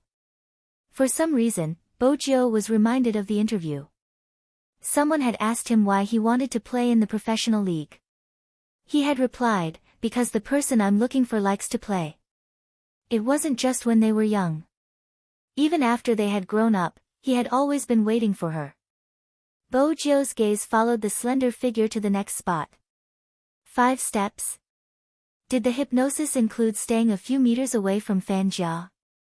Bo Jio followed him. If he didn't want a hostage, she would be his neighbor. Fan Jia was certain that they wouldn't make a move. From the looks of the person just now, he seemed to have guessed something. She had wanted to use this chance to get Qin Mo to kill 1 or 2 people.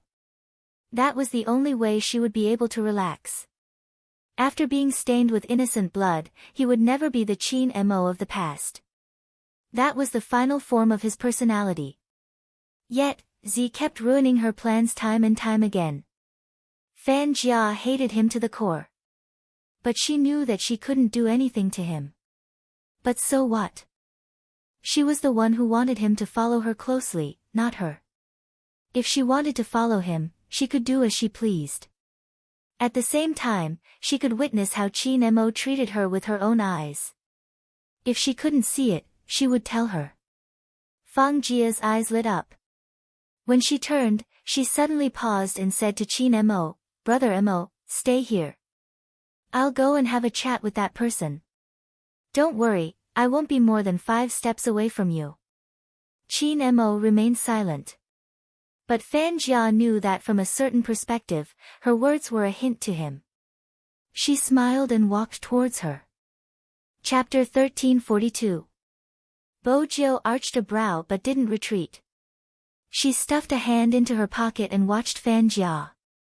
"It's the Asian Cup tomorrow and it's already evening. When we enter the room at night, you won't be able to do anything. I know you really want to bring him to the competition, but it's such a pity. He won't leave me now. No matter who comes, the result will be the same." Fan Jia chuckled and lowered her voice. "Don't waste your energy. Don't you know that the Asian Cup is tomorrow?" Bo Jio watched her, asking slowly, "Your plan worked. You disguised yourself as me and completed the setup. Logically speaking, he should be close to you, but he didn't allow you to touch him. Why do you think that is?" Fan Jia's eyes dimmed. "Z, you really don't know when to give up. I've always been like this." Bo Jio leaned forward, smiling brightly. "You should be thankful that he is by your side now. Otherwise, I'm not sure which sea I would throw you into." Fan Jia clenched her fists. "You don't have to be so arrogant. He didn't listen to my orders to kill you today, but that doesn't mean he won't do it tomorrow. You are smart, you should know that the hypnosis will get stronger over time. Do I need to remind you? Sooner or later, he'll realize that I'm the one he should have chosen the most. I've done so much for him, and you'll be nothing. You can stop talking about how you have to like me just because I like you. If destroying something he cares about is considered liking someone, no one in the world would want that kind of liking." Bo Jio's gaze was cold, without a hint of warmth. Fan Jia didn't get the upper hand. Hence, she clenched her fists tighter. "So what? I'm the one by his side in the end. As for you, you won't be able to bring him back for the Asian Cup and you won't be able to compete either. Hee, you have to suffer. Z, no one who goes against me has a good ending. You're too naive. That's why you gave us the chance to attack him. You think you're the savior and want to save everyone. You're so arrogant, but you're just an ordinary person who can't even deal with a little girl. People like you don't deserve to stay by his side." With that, she turned back to Qin Mo and smiled. "Brother Mo, let's head up." Bo Jio didn't reply. She stuffed a hand into her pocket and followed behind. Actually, she didn't like this feeling at all. But she disliked not seeing him even more. Gradually, the sky darkened. The last ray of sunset also lost its color as night fell. Bo Jio's phone kept ringing, but she had no intention of picking it up. After receiving it, he didn't know how to tell Lin Feng and the others. She lost the Almighty again. Fan Jia was right about one thing. She was too pretentious and always failed to grasp what she should grasp. He knew that Fan Jia's target in Jiang City was him. She should have followed him 24/7 back then. But she had been distracted because she wanted to catch Fan Jia. There was a huge commotion online.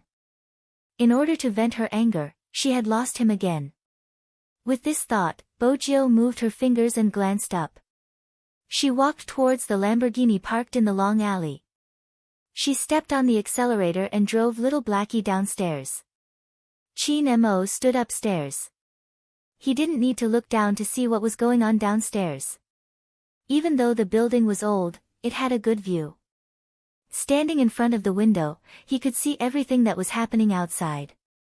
At the start, he saw the youngster's drooping ears. He couldn't tell what she was thinking about. She didn't look as handsome as when she had served him noodles at the noodle shop. Instead, she looked pitiful. Chin Mo moved instinctively. He didn't want to continue watching. He didn't know why, but whenever he saw that person, he would feel a sharp pain in his chest. That kind of pain was unbearable several times. But the moment he left, he couldn't help but look again. When he stood by the window again, he realized that there was no one outside. Chin Mo couldn't describe the feeling. His chest finally stopped hurting, but the emptiness made him feel even worse. It was as though something had been dug out. There was even a very, very small voice that was saying something. Look, she finally couldn't wait any longer and left. Chin Mo reached out to grab the amulet around his neck. It was the only way he could get rid of the voice. Fan Jia stood at the side, watching the entire scene. Her eyes were filled with indignation. They were already in the same room, but his gaze never lingered on her. Brother Mo, Fan Jia said, her voice sounding like she was about to cry. I'm afraid that you will abandon me again. Chin Mo's gaze wavered.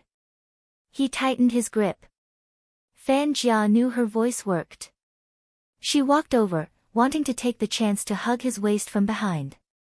However, he raised his eyes and walked to the window again, leaving only air behind. Fan Jia was infuriated. She followed his gaze and saw the culprit who had ruined her plan once again. What she couldn't stand the most was his gaze. Why did his gaze only land on that person? Chin Mo was indeed looking at her. It wasn't intentional, but the person standing at the bottom of the building was too dazzling. He didn't know where she had gotten a bunch of balloons from. They were huge and there were lights inside, colorful and beautiful. She seemed to know he was looking at her. She placed one hand into her pocket and smiled. Then she released her hand. The balloons floated up. At this moment, Chin Mo saw the words clearly. My boyfriend, are you hungry? There were 9 balloons, each with a word written on it. After seeing it, Chin Mo arched a brow. Even he didn't realize that the corners of his lips curved up slightly.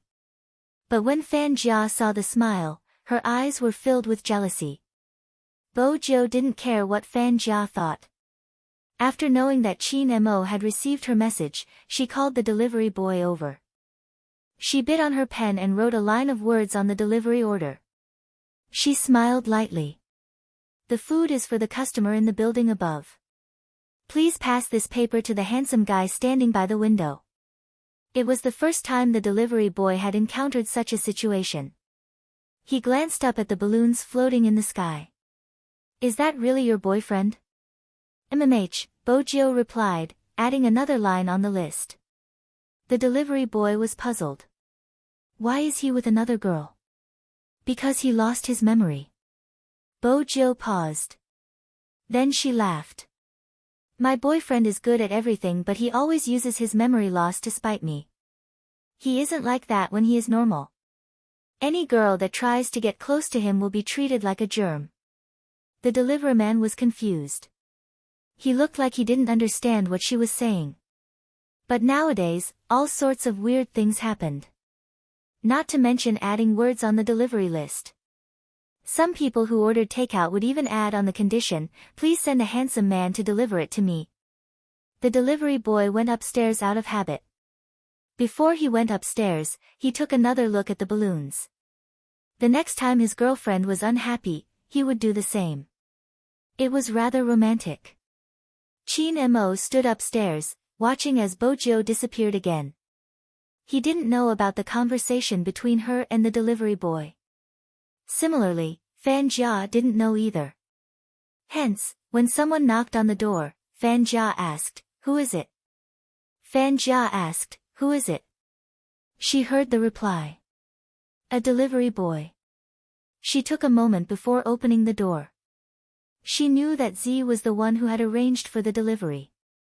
Since it was here, she would accept it. Not only would she accept it, but she would also eat with Qin Mo.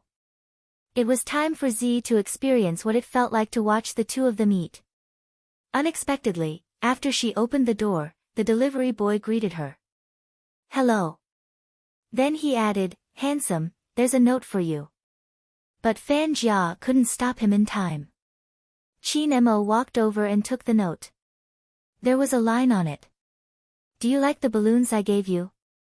Boyfriend." Fan Jia was infuriated. She hadn't expected that her actions would inadvertently allow Z to spread the news. But that wasn't the end.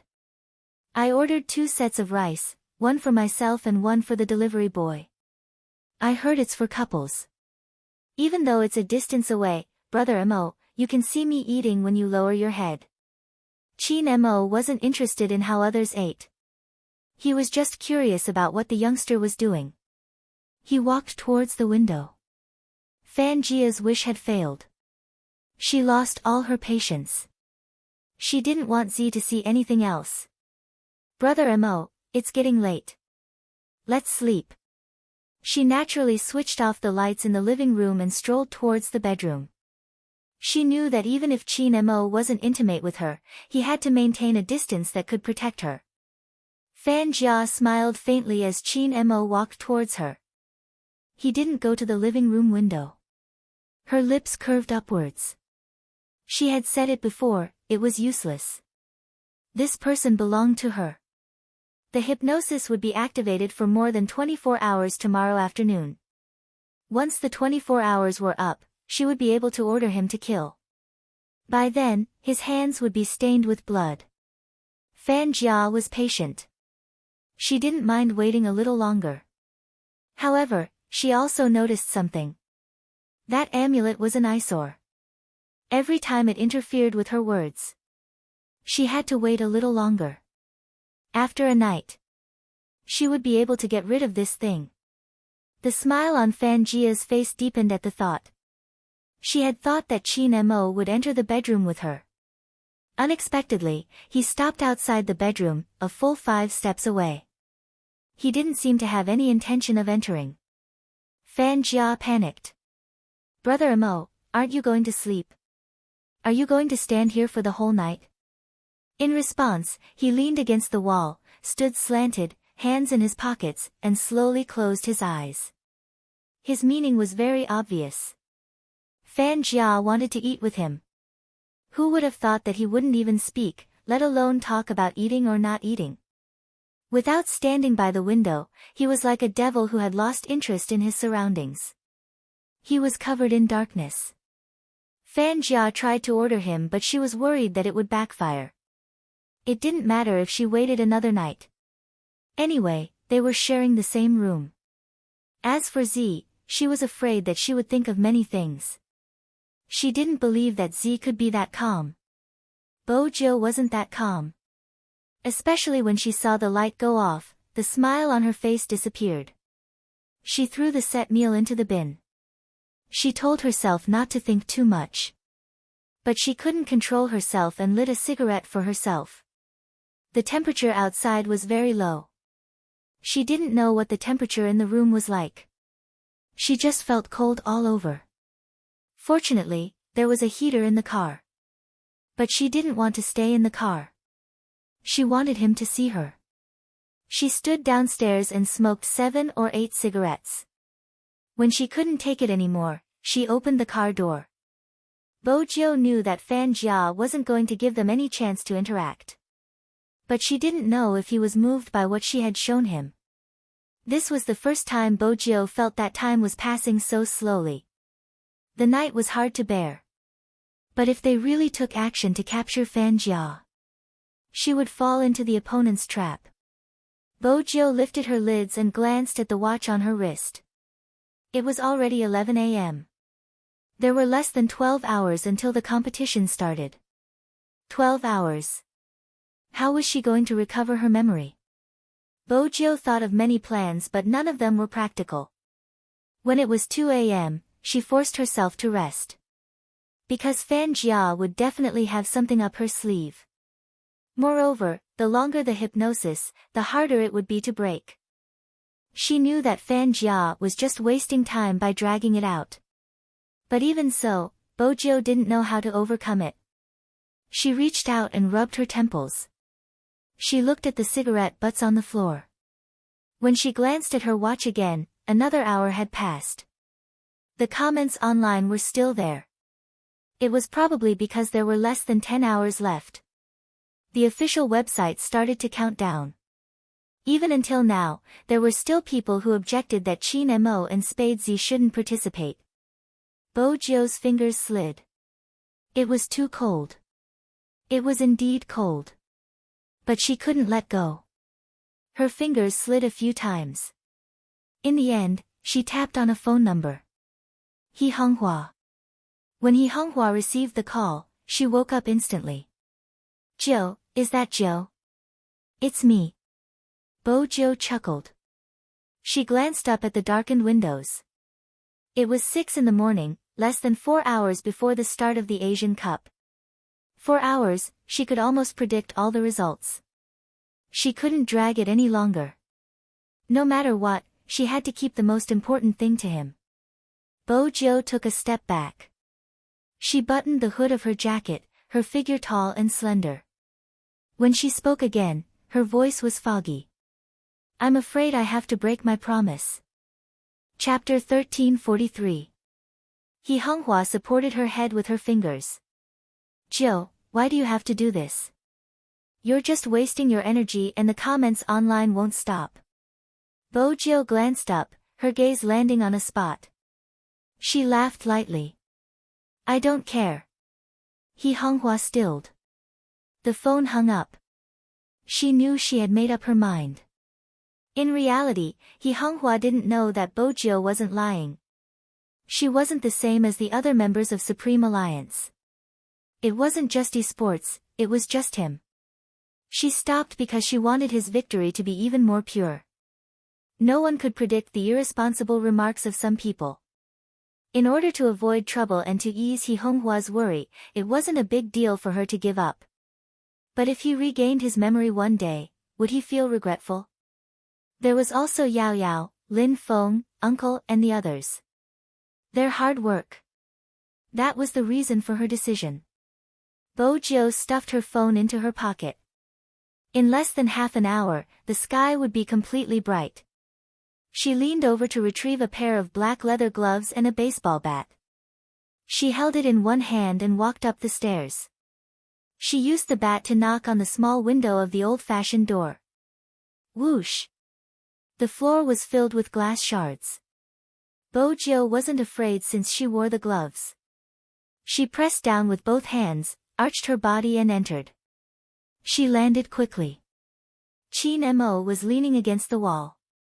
When he heard the noise, he opened his eyes and looked at the youngster. Fan Jia ran out of the bedroom, her eyes widening at the sight. She hadn't expected him to use such a method to get in. Bojo didn't seem to see her, her gaze landing on Qin Mo. She smiled lightly. I have something to attend to and will be away for half a day. Before I leave, I want to tell you something. The most important person to you will always be around. What she is most upset about is that when you were looking for her, she didn't even realize it, giving someone a chance to take advantage of you, allowing them to grab hold of your weakness. You said that you want to stand in the most dazzling place and wait for her to notice you. You joined the professional league because she likes to play games. Now, it's her turn to wait for you. It doesn't matter how long it takes.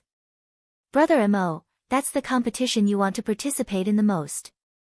You should come. Qin Mo's fingers moved.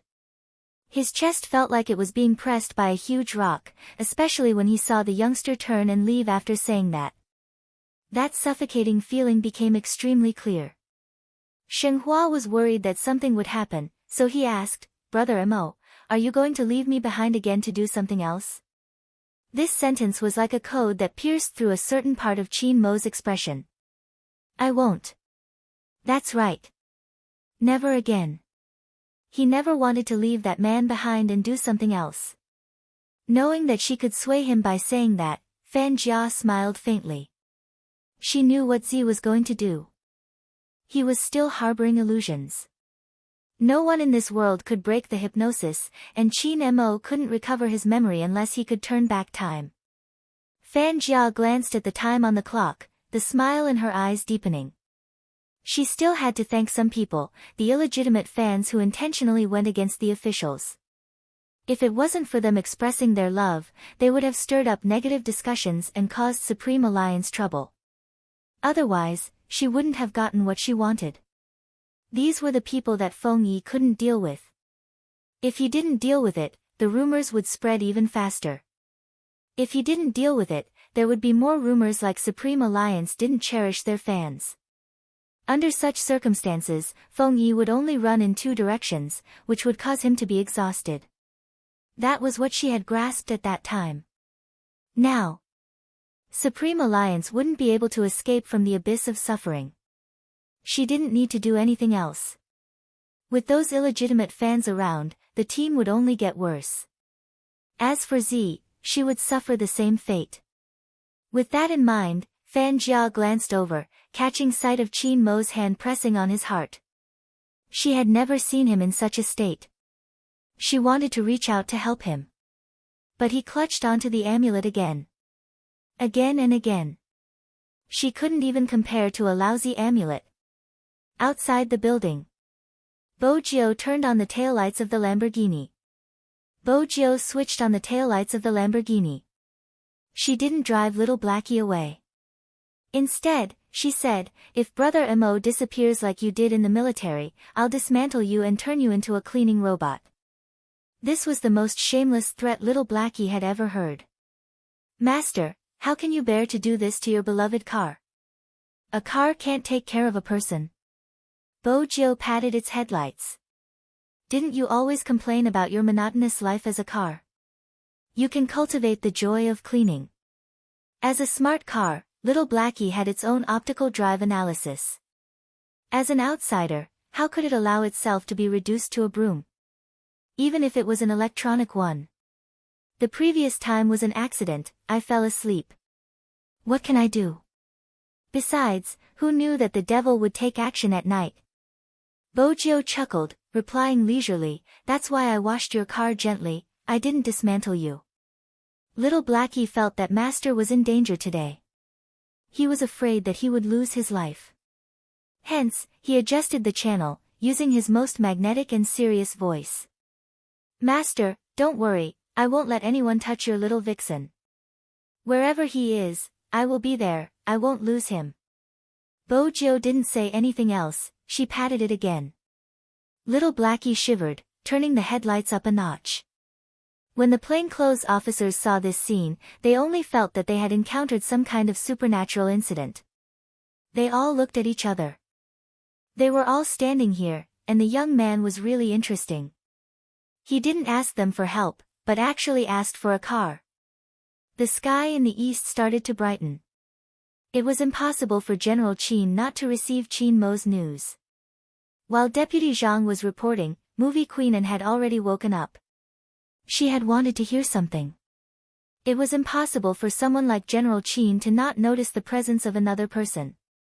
After Deputy Zhang left, General Qin walked to the corner. He walked to the corner and looked at the pajamas on the ground. Then, he squatted down, reached out a hand, and pulled his wife into his arms. He was wearing a military uniform. Even if you don't believe me, you have to believe in our son. He will be fine. I should have realized it a long time ago.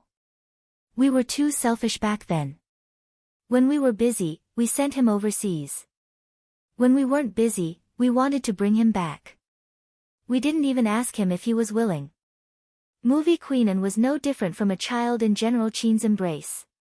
Tears welled up in her eyes. He has treasured that amulet since he was young. I don't know what he placed in it. When I asked Dad, he said that it was a memory he didn't want to forget. All these years, we thought it was best for him not to remember it. After all, that way, he could live a normal life in Jiang City. But who knew what he was thinking? General Qin hugged her tighter. It's all my fault, I'm to blame. I should blame you. Let me tell you, if our son doesn't come back, we will divorce. Movie queen and didn't let go of him. Do you think that amulet will protect our son? General Qin, who never believed in such things, lowered his voice. It definitely will. If that little girl was still around, she would definitely protect him. After all, the two of them had been so close in the past.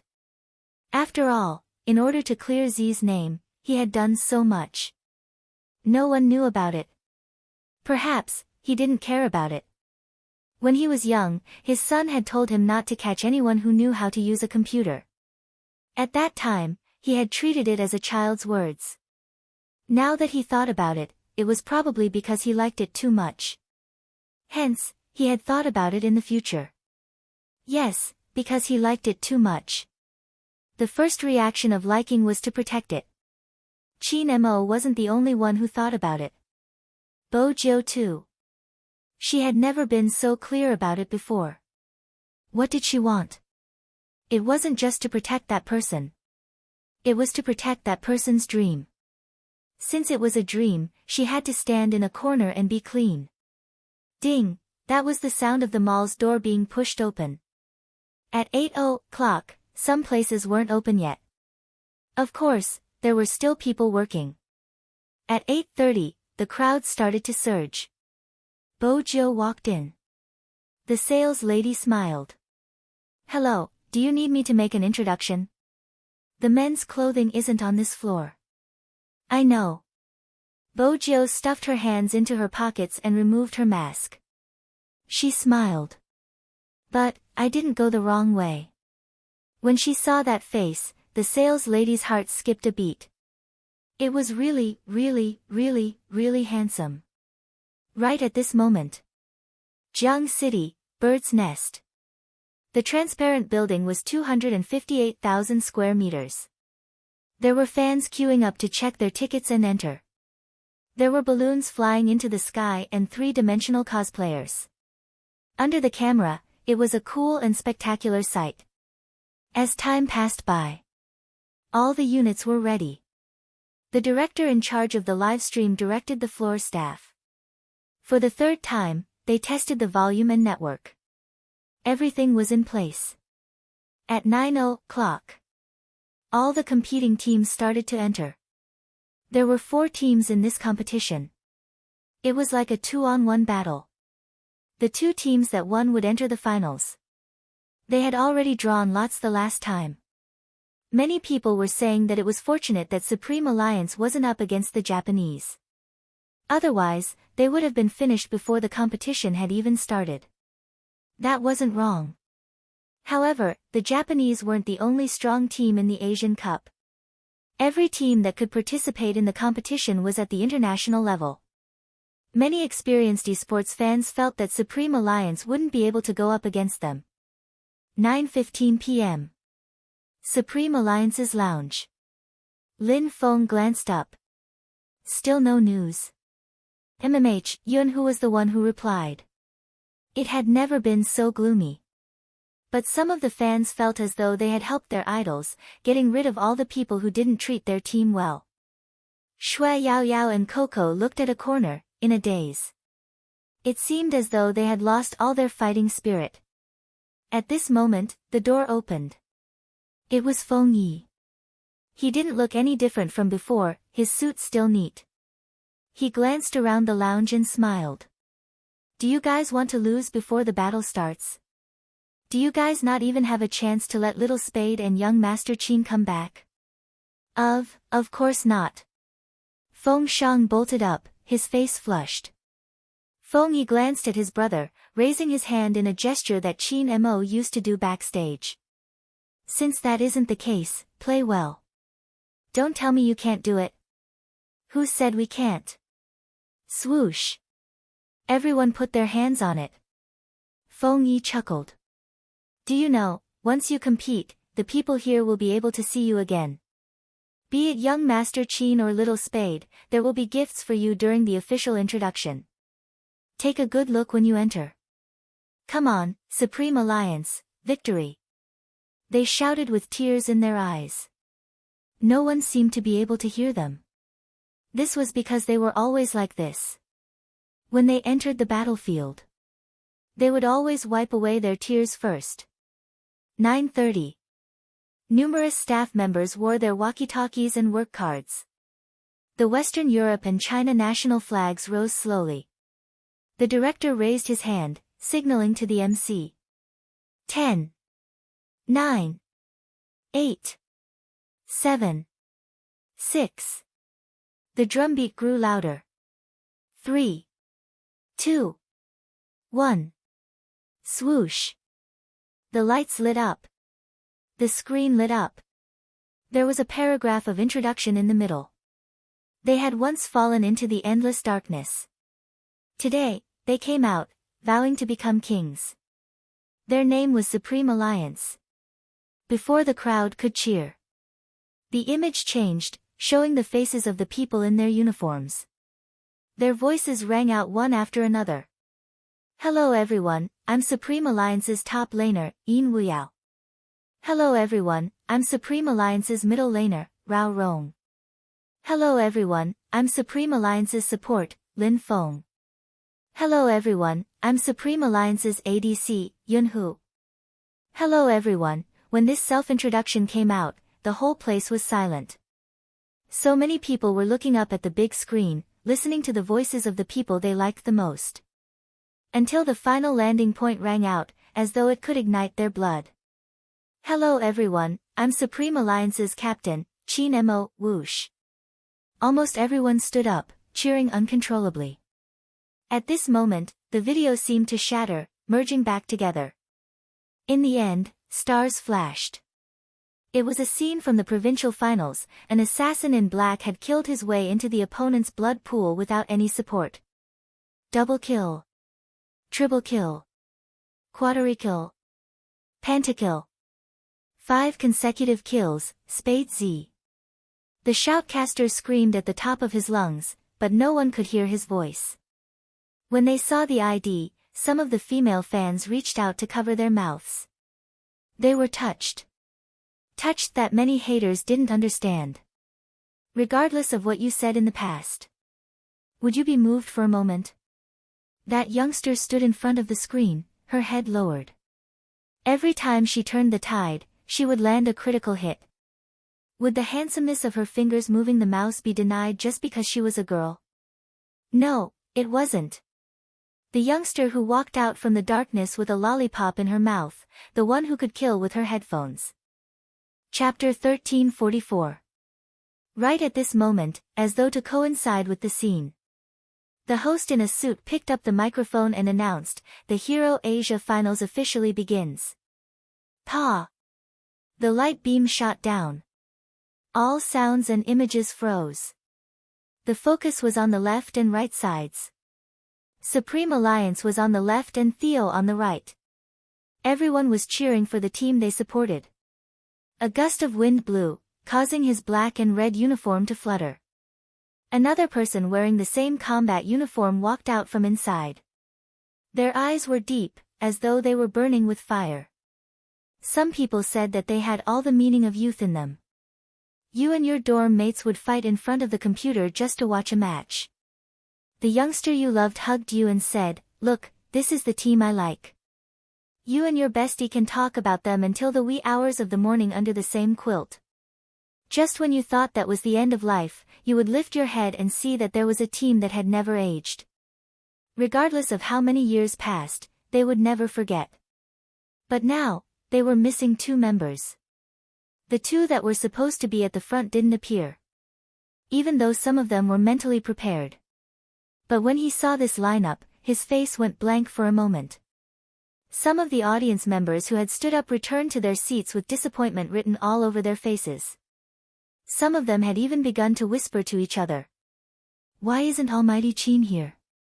I thought Big Spade and Almighty Qin would appear. Even though there have always been discussions online, they shouldn't be unable to withstand this pressure. Seriously, the tickets were wasted. Sometimes, esports players faced such situations. They were the ones who said that Qin Mo had lost his ability. Now that he wasn't coming, they said that he couldn't withstand the pressure. It wasn't as if the Supreme Alliance couldn't hear it. Even Theo heard them. He didn't understand, but when he saw the commotion, he glanced over and asked the interpreter beside him. There was a slight change in the atmosphere. But regardless of the atmosphere, it was brought back by the host. Everyone must be looking forward to seeing how exciting the two teams will be. Let's cut to the chase and take a look at the order of the first two matches. They were both international teams. Of course, he would not come to the competition with an attitude of underestimating his opponent. But the news of Qin Mo's absence was a pleasant surprise for Theo. In fact, when they had alighted from the plane yesterday, they had received news that Qin Mo had lost his memory and might not be able to participate in the competition. But they always thought that it was just fake news sent out to confuse them. Now, it seemed that it was true. They didn't have to worry too much. After all, in this kind of international esports competition, the Chinese teams were always at the bottom. They were also fearful of Qin Mo, who had once given them a hard time. They had even specially trained him for a month. Now, Theo had a secret weapon. It was obvious that Supreme Alliance wasn't their match. Supreme Alliance's lineup is out. Rao Rong, 1-on-1. It was Yin Wuyao and Lin Feng. If it were me, I would also choose the same order of appearance, the commentator said. Another commentator said, oh? Why? Theo's team doesn't just have strong teamwork, they are also one of the best in individual combat. Supreme Alliance will have to grit their teeth and win one of the two matches. That way, they will have a chance to enter the team battle. If they don't win this match, it will mean that Supreme Alliance has lost. Which means you think Supreme Alliance will have a tough match. This is the Asian Cup after all, but I believe in each team's ability. The shoutcasters were from different countries and with them, it would be easier for them to look at the situation. Rao Rong is up, I remember he has always been a team controller.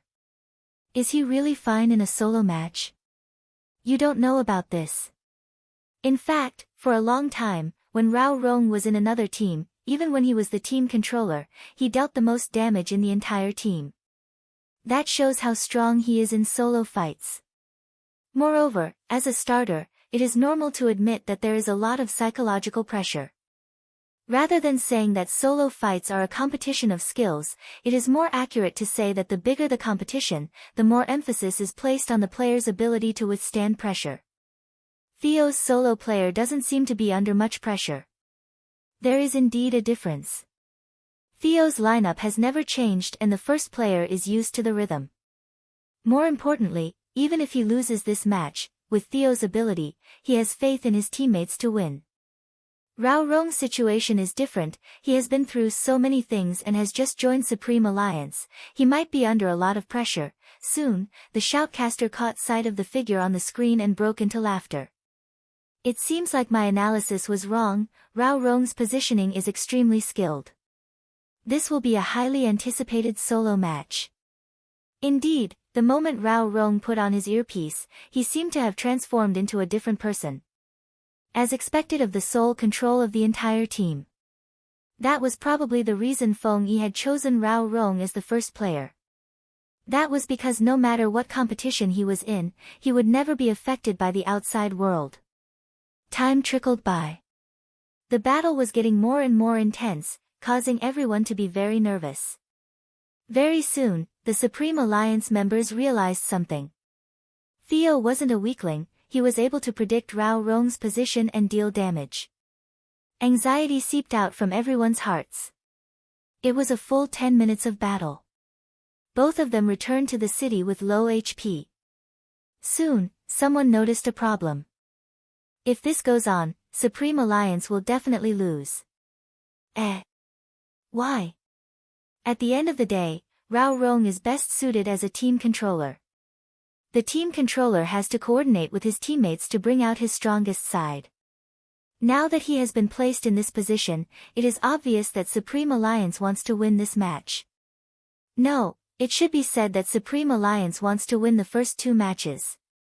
It would be best if they don't engage in the last team battle with Theo because they know that with their current lineup, they won't be able to win. Hence, they sent Rao Rong. In terms of speed, technique, and condition, Rao Rong is undoubtedly outstanding. After all, he is one of the 3 pillars along with Qin Mo and Xiao Jing. But the team controller's damage isn't high. If the battle drags on, Rao Rong will be finished. Just as he finished speaking, Yi Zichen's eyes widened. The other player was already heading towards Rao Rong. Everyone's eyes widened in shock. Just as everyone thought Rao Rong was about to be caught, he moved nimbly and turned the tables. Supreme Alliance had won this single battle. Shui Yaoyao watched from the side. She paused for a moment, then turned around and hugged Coco, who was still biting the rabbit's ear. Her happiness seemed to be contagious. Well done. When Rao Rong returned, everyone patted him on the shoulder. He lifted his lips into a smile, clearly in a good mood. But soon, they realized the problem. Theo's team members were lazy, as though it didn't matter even if they lost this single match. You should be aware of Supreme Alliance's standard, Theo's captain said. The 2 of them stood up with a smile. The single match isn't bad, but if it's against Supreme Alliance's strongest player, Supreme Alliance will soon realize the difference in strength. Don't underestimate them, Theo's captain replied, but he didn't refute his teammates' words. The experienced shoutcaster glanced over, speaking into the microphone. I'm guessing from the start of the double match, Theo is going to unleash its true strength. Based on Theo's usual style, they would indeed use a single match to gauge their opponent's strength. Besides, they are used to placing their stronger players at the back. Supreme Alliance has to take this seriously. Supreme Alliance had to take this seriously. But it was hard to imagine how the double match would turn out. Their teamwork was flawless, their maneuvering was sharp, and they had plundered their jungle's resources at the start of the match. Before Uncle Ian and Lin Feng could work together, the jungle's resources were gone. The resources in the wilderness would be gone and the economy would suffer a huge loss. Everyone could feel Theo's menacing aura. It wasn't a one-on-one match that had lasted nearly 40 minutes. This time, they were starting to reveal their true abilities. F***CK. Lin Feng noticed the change in their tactics. He started to move closer to Yin Wuyao, preparing to ambush the top lane. But the opponent didn't take the bait. It was fine if they didn't take the bait. The news of the tyrant being killed appeared on the screen. The economic gap had been doubled in an instant. Lin Feng's face fell. He quickly realized that the opponent had revealed himself to divert his attention, allowing the bottom lane to focus on killing the tyrant. Such a ploy. Such a simple ploy. He actually hadn't noticed it. In reality, Lin Feng wasn't to be blamed. No one had expected the tyrant to be used so early and with a support tank. But when they saw the equipment, they realized it had been premeditated. A wild knife, specially used to deal with wild beasts. It was all part of his plan. The audience could see with their own eyes how difficult it had been for Supreme Alliance to fight the double match. After all, the difference in their economy was too great. Fortunately, Lin Feng was smarter this time. He didn't dwell on the mistake, instead, he did what he had to do. The players on Theo's side raised their eyebrows when they saw this. I didn't expect him to be so composed. It seems like some information can't be fully trusted. We killed the tyrant but he's still so composed. Supreme Alliance isn't too bad. They glanced at each other with their headphones on. With a swipe of their right hands, they vanished from the map in unison. The ordinary audience couldn't tell what was going on. However, the team that appeared in the spectator stands saw it very clearly. Supreme Alliance is going to lose the double match. When someone heard this, he subconsciously wanted to refute. But when he turned around and saw who was speaking, he felt as if his throat was blocked. Hoshino. It was actually Hoshino. Everyone knew that Hoshino's judgment was extremely accurate when it came to such matters. He seemed to be very unwilling to say this sentence. His eyes were looking at the screen, and his pupils were a little black. As for the fans sitting in the audience, they could not help but shout. The Japanese. It's really the Japanese. They're so cool. That's strange, aren't they still competing? Why are they here? Wait a minute, the audience and reporters seem to be heading over. What do you mean? F*CK, is the Japanese over? The person watching the live stream shook his phone. It took an hour, but they only used 20 minutes to crush them. During the double match, they used 40 minutes because of Peach's recklessness. It was a best of 3 and they gave up on the last match. The person's mouth fell open. After a long moment of hesitation, he added, as expected of the Japanese. Compared to the Japanese's ease. Supreme Alliance was in a predicament. Lin Feng and Yin Wuyao weren't useless. Perhaps it was due to the opponent's strategy, but it gave off the feeling that Supreme Alliance was being suppressed by the opponent. That Lin Feng seems to have sensed something. A member of the Japanese team said. Hoshino replied, it's too late. Yes, it was too late. This was the first time Yin Wuyao realized his hand's speed couldn't keep up with his thoughts. Even though their support had died twice. But this was Yin Wuyao's third death. Lin Feng wouldn't be able to win the 2-against-1. As expected, Supreme Alliance lost the double match. Even with the compliments from their opponents, Supreme Alliance didn't get excited. They knew how passive they were in this double match. Lin Feng hung his head, apologizing. I'm sorry. Yunhu reached out to press down on his shoulder. There's nothing to be sorry about. It's my turn, aren't you going to smile at me? At this stage, everyone knew that Supreme Alliance wasn't going to be easy. The Theo team's ability could be seen from the double match. When Hoshino said that it was too late, he didn't just mean that they were late for the doubles. From the start, Supreme Alliance hadn't forced out all of Theo's abilities. Hence, it was too late to continue. Besides, Supreme Alliance wasn't going to use their strongest formation for the team battle.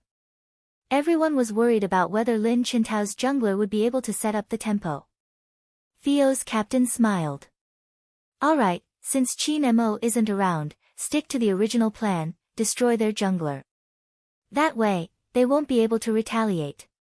Sometimes, we have to thank the spectators. Yes, they had to thank them. Chapter 1345. The shoutcasters knew what was happening, but even if they knew Supreme Alliance was in a precarious situation, they wouldn't say it out loud. They weren't newbies in international competitions. They knew better than anyone the changes in Supreme Alliance over the past few years. Perhaps some teams were destined to miss out on the championship. The professionals flipped through the information knowingly, waiting for the two teams to begin to reveal the names of the players. They had about 3 minutes to consider. After all, the team battle would decide the final victory. Time seemed to pass slowly. Lin Feng could see Feng Yi standing in the corner, seemingly at a loss for words. He probably wanted to smile at them as he lifted the corners of his lips. Unknowingly, it started to snow outside. It seemed to be the first snow in Jiang City. The snow was small, almost melting the moment it landed on his shoulders. But a child in a black down jacket stood there, staring at the ticket in his hands. He didn't move or speak. The ticketing officer didn't know what to do. Kid, aren't you cold standing there? Hurry and go home, it's the same next year. It's not the same. The child lifted his head, his cat eyes beautiful. Supreme Alliance is participating this year, the team I'm going to join. The ticketing officer stilled, his first reaction was to laugh. How old are you? Why are you thinking of gaming? No matter how old you are, underage children have to be accompanied by their parents, do you understand? As long as there's a parent. The child asked, shifting his gaze towards the skirt that was flying over. Then he walked over, standing beside the person. She is, let's go in together. The ticketing officer laughed. Kid, I'm not stupid, don't pull a passerby and say she's your parent. Passerby. The child frowned, looking adorable. She isn't a passerby. Before he could reply, the ticketing officer added, even if she isn't a passerby, only one person can enter with one ticket. Parents can wait in the resting area. Hearing that, the person frowned. He couldn't barge in, because if he did, he would be disqualified. He raised his head and saw the countdown timer on the screen. It was too late for Feng Yi to come out, and this entrance was the fastest way to reach the arena. Then, Brother Ticket Inspector, please let her in. The child turned around with his school bag on his back. It was obvious that he had a good upbringing. I'll watch from the lounge. The ticket inspector was confused again. You're not going in. Why were you so persistent just now? The woman raised her eyebrows and looked at the little bean beside her. You're willing to part with it? Yes, it doesn't matter if I go in or not, but you must go in. After the child finished speaking, he probably felt that he wasn't enthusiastic enough. After thinking for a while, he raised his hand and clenched it into a fist. All the best. Did he recognize her? Thank you. The man didn't act pretentiously. He rubbed the child's head and looked in the direction of the ticketing staff. When the ticketing officer let them through, he was still confused. After all, he really couldn't understand why the little boy in front of him would smile so sweetly when he saw the back view of that person walking in quickly. He had observed that the child had been standing there for half an hour with a paralyzed expression. Now that he had given the ticket to someone else, he was smiling. What kind of trick was this? At this moment, another child ran over from the other side. He looked similar to the one in the black down jacket and asked mysteriously, "Why aren't you going in yet? I even wore a dress for you. You don't know how nervous I was when Dad looked at me just now." Mo Bay, F***CK, paralyzed little face, what are you smiling about? Brother. What? What was wrong with his sister today? I gave the ticket to someone else. Is that something to be happy about? Softer, Dad and Mom are nearby. No, why did you give the ticket to someone else? Because, the ticketing officer perked up his ears, but before he could hear it clearly, a commotion came from the screen behind him. It was time for the match. The host smiled as he turned the microphone over. All right, the members of both teams have decided on their team members for the team battle. Supreme Alliance has Yunhu, Coco, Shui Yaoyao, and, just as the shoutcaster was about to announce Lin Chintao's name, there was a loud swoosh. It wasn't just the host, even the shoutcasters turned to look over. What's going on? The stage control was about to signal when the director held onto his wrist. He gestured for the staff to move the camera over. At the entrance, a person walked over slowly. The first thing that caught everyone's attention was the black skirt. Following that, the team uniform draped over her shoulders fluttered in the wind, creating a loud sound as the two words were blown out. She was still holding a ticket in her hand. Her hair was messy, but it didn't affect the beauty that she exuded. She glanced up, following the host's words with a light chuckle. And Spade Z, in an instant. The entire bird's nest was silent. The sound seemed to have stopped at that moment. Everyone felt as if their acupoints had been poked, and they were frozen in place. It wasn't just because of her appearance. It was also because she was wearing female clothing. However, the person under the spotlight didn't seem to notice their reactions. She smiled.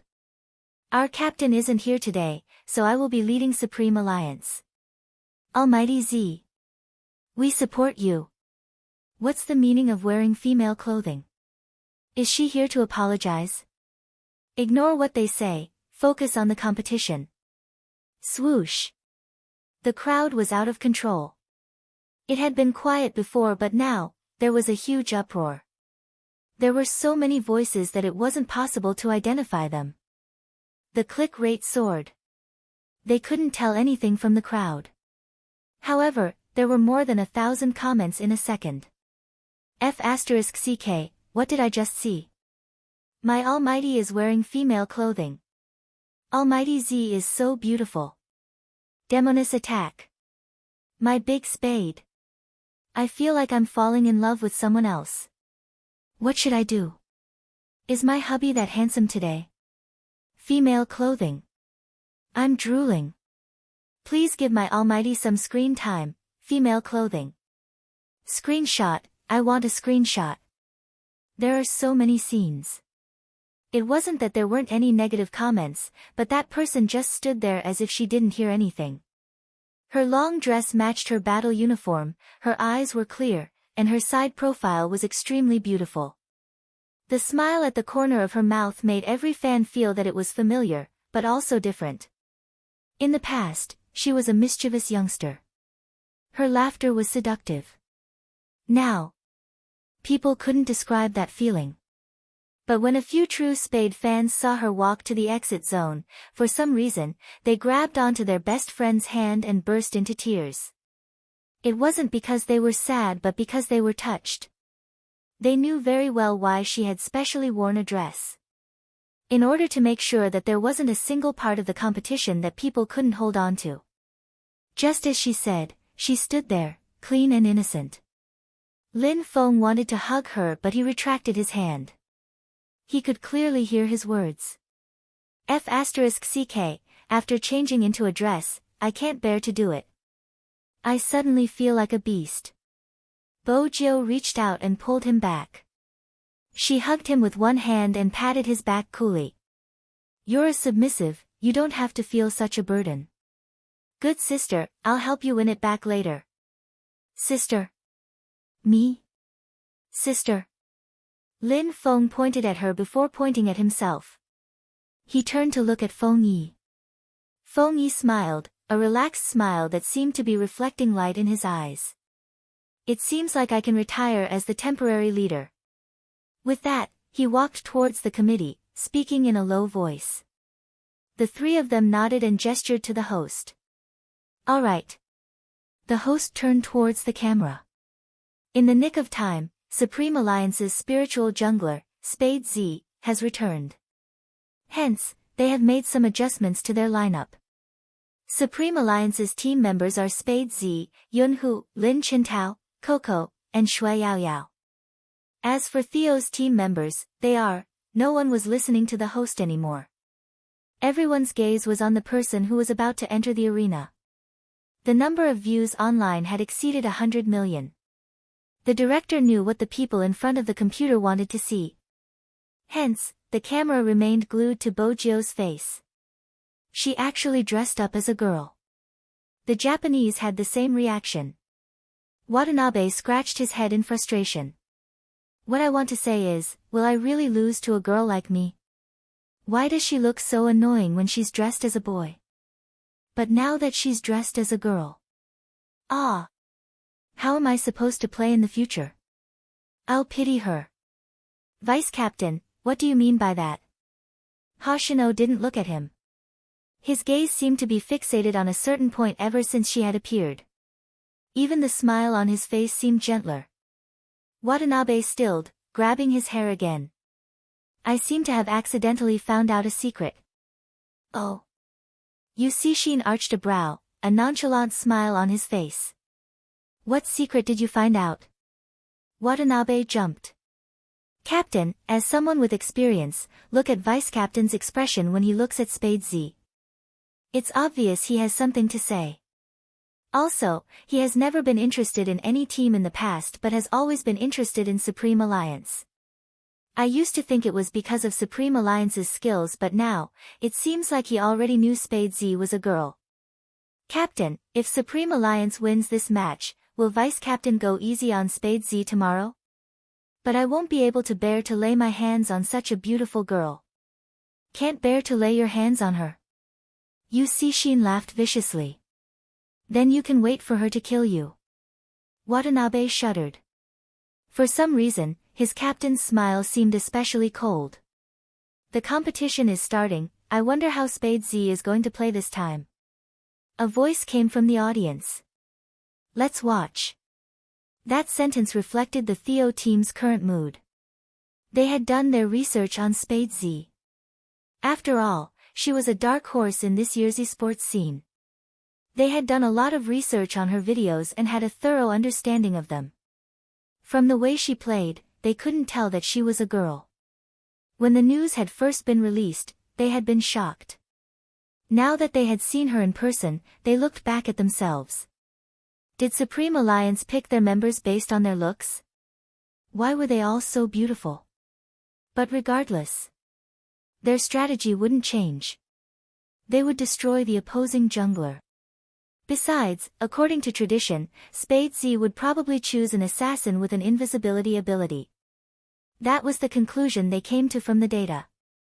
It wasn't just the Theo team, even the fans who were familiar with Spade Z's playstyle were waiting for the assassin who had helped Spade Z obtain numerous first clears to appear. However, no one would have thought that something would happen. She had actually chosen another character in the game. That is, Almighty Qin's destined hero. There was a smacking sound. Bojo held onto the mouse and clicked confirm. She raised her hands and placed the earpiece over her head. She didn't know if it was because she was wearing a dress, but she looked especially fair today. Her slender fingers were almost transparent under the light. On the countdown timer, the shoutcaster explained the situation. To prevent the competition from being boring, the shoutcaster explained, "Honestly, I'm surprised by Spade Z's choice of character." Why? Do you think she isn't good? It isn't bad, everyone knows that she is an all-round player, but in terms of proficiency, she doesn't seem to have much experience. Indeed, Qin Mo has always been the one using it. Alright, enough talking. From the screen, we can all see that the members of both teams have already walked out of the spring. Wait a minute. MMH? Theo seems to have an idea. The screen zoomed in. The crowd clearly saw two figures behind Theo dashing across the jungle and the river. The ones in charge of guarding the middle and top lane were leaning slightly towards the jungle. They're planning to ambush us. That's right, this stance. It wasn't to negate Supreme Alliance's blue buff but to outflank Supreme Alliance's jungler, Spade Z. Rao Rong's pupils constricted. Even he, who had fought one-on-one with Theo before, did not expect them to have such a fighting style, let alone those who had just entered the arena. This was completely different from their previous conservative style. F***CK, it can't be. Why are they playing so high? The audience couldn't help but admit that such an opening made them even more eager to watch. After all, Supreme Alliance hadn't noticed anything yet. They were all fighting for their finances. According to the usual playstyle, the more money one had, the stronger one's attack. From their perspective, there wasn't anything amiss. The more it was like this, the more it meant a message. Chapter 1346. The moment the thought entered their minds, a loud click came from the screen. Theo's tank had a stun effect. With a swing of his hammer, Bojo froze on the spot. Everyone who played the game knew that control was the most important thing for an assassin. If she was controlled, she wouldn't be able to escape. Besides, there was a tank and a long-range attack. After the signal to attack, the opponent's sorcerer had rushed over to provide support. In an instant, Spade Z's HP dropped by half. She didn't even need to fight in the wilderness. Theo's assassin seemed to have been waiting for this moment. He raised his long spear and leaped in, intending to deal all the damage to her. Right at this moment, Bojo moved her right hand. Bojo sat in front of the screen and moved her right hand. The mouse glowed and everyone could see the lines that appeared in that instant. She moved with agility, avoiding the big move. Theo's assassin missed his target. But even so, Spade Z was still in a dangerous situation. Moreover, under normal circumstances, as an assassin, when fighting in a high-level match, he should be prepared in advance to see if the other party would come over to attack him. Not only had they been robbed, but they had also been forced into such a corner by Theo. Some started to wonder if Spade Z's abilities had deteriorated. Her mana has been snatched and she's suffering from the start. Spade Z's maneuvers just now are too average. Some of the audience, who already thought Bojo was a drama queen, seized the opportunity to mock her. With such skills, she can't lead a team. Since she left, she shouldn't have come back. Seriously, the tickets are a waste. I don't want to watch such a boring match.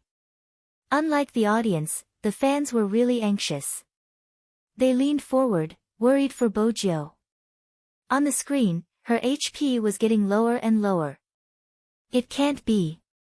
Was Spade Z, the FC King, going to sacrifice the first HP in the team battle? Spade Z's fans are going to be slapped in the face. Everyone's attention was focused on the magnified screen. The director had also focused on the main scene. Since Spade Z was the focus of everyone's attention, it would be more exciting to watch the match from her point of view. Hence, the discussion grew louder. Even the bullet screen was filled with comments. After all, this was the scene being broadcasted. But soon enough, the veteran esports fans noticed a problem.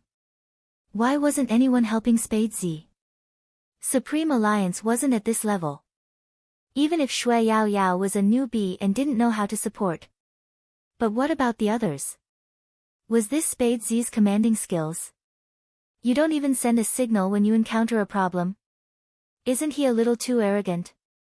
It seemed like Spade Z was only suited for individual battles and wasn't suited for team battles. It was a pity that Rao Rong had already represented Supreme Alliance during the 1v1. If Rao Rong had been the commander, the outcome might have been different. Just as this thought popped up in everyone's mind, they felt that Supreme Alliance's jungler was about to collapse. Suddenly, a sound effect appeared on the screen. KO. The first blood. Strange. On the screen, Spade Z wasn't dead. Then why would there be such a sound effect? All of a sudden, everyone was puzzled and perplexed.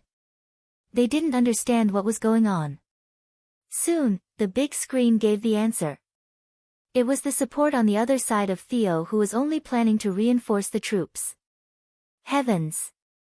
It wasn't just the audience that was in disbelief.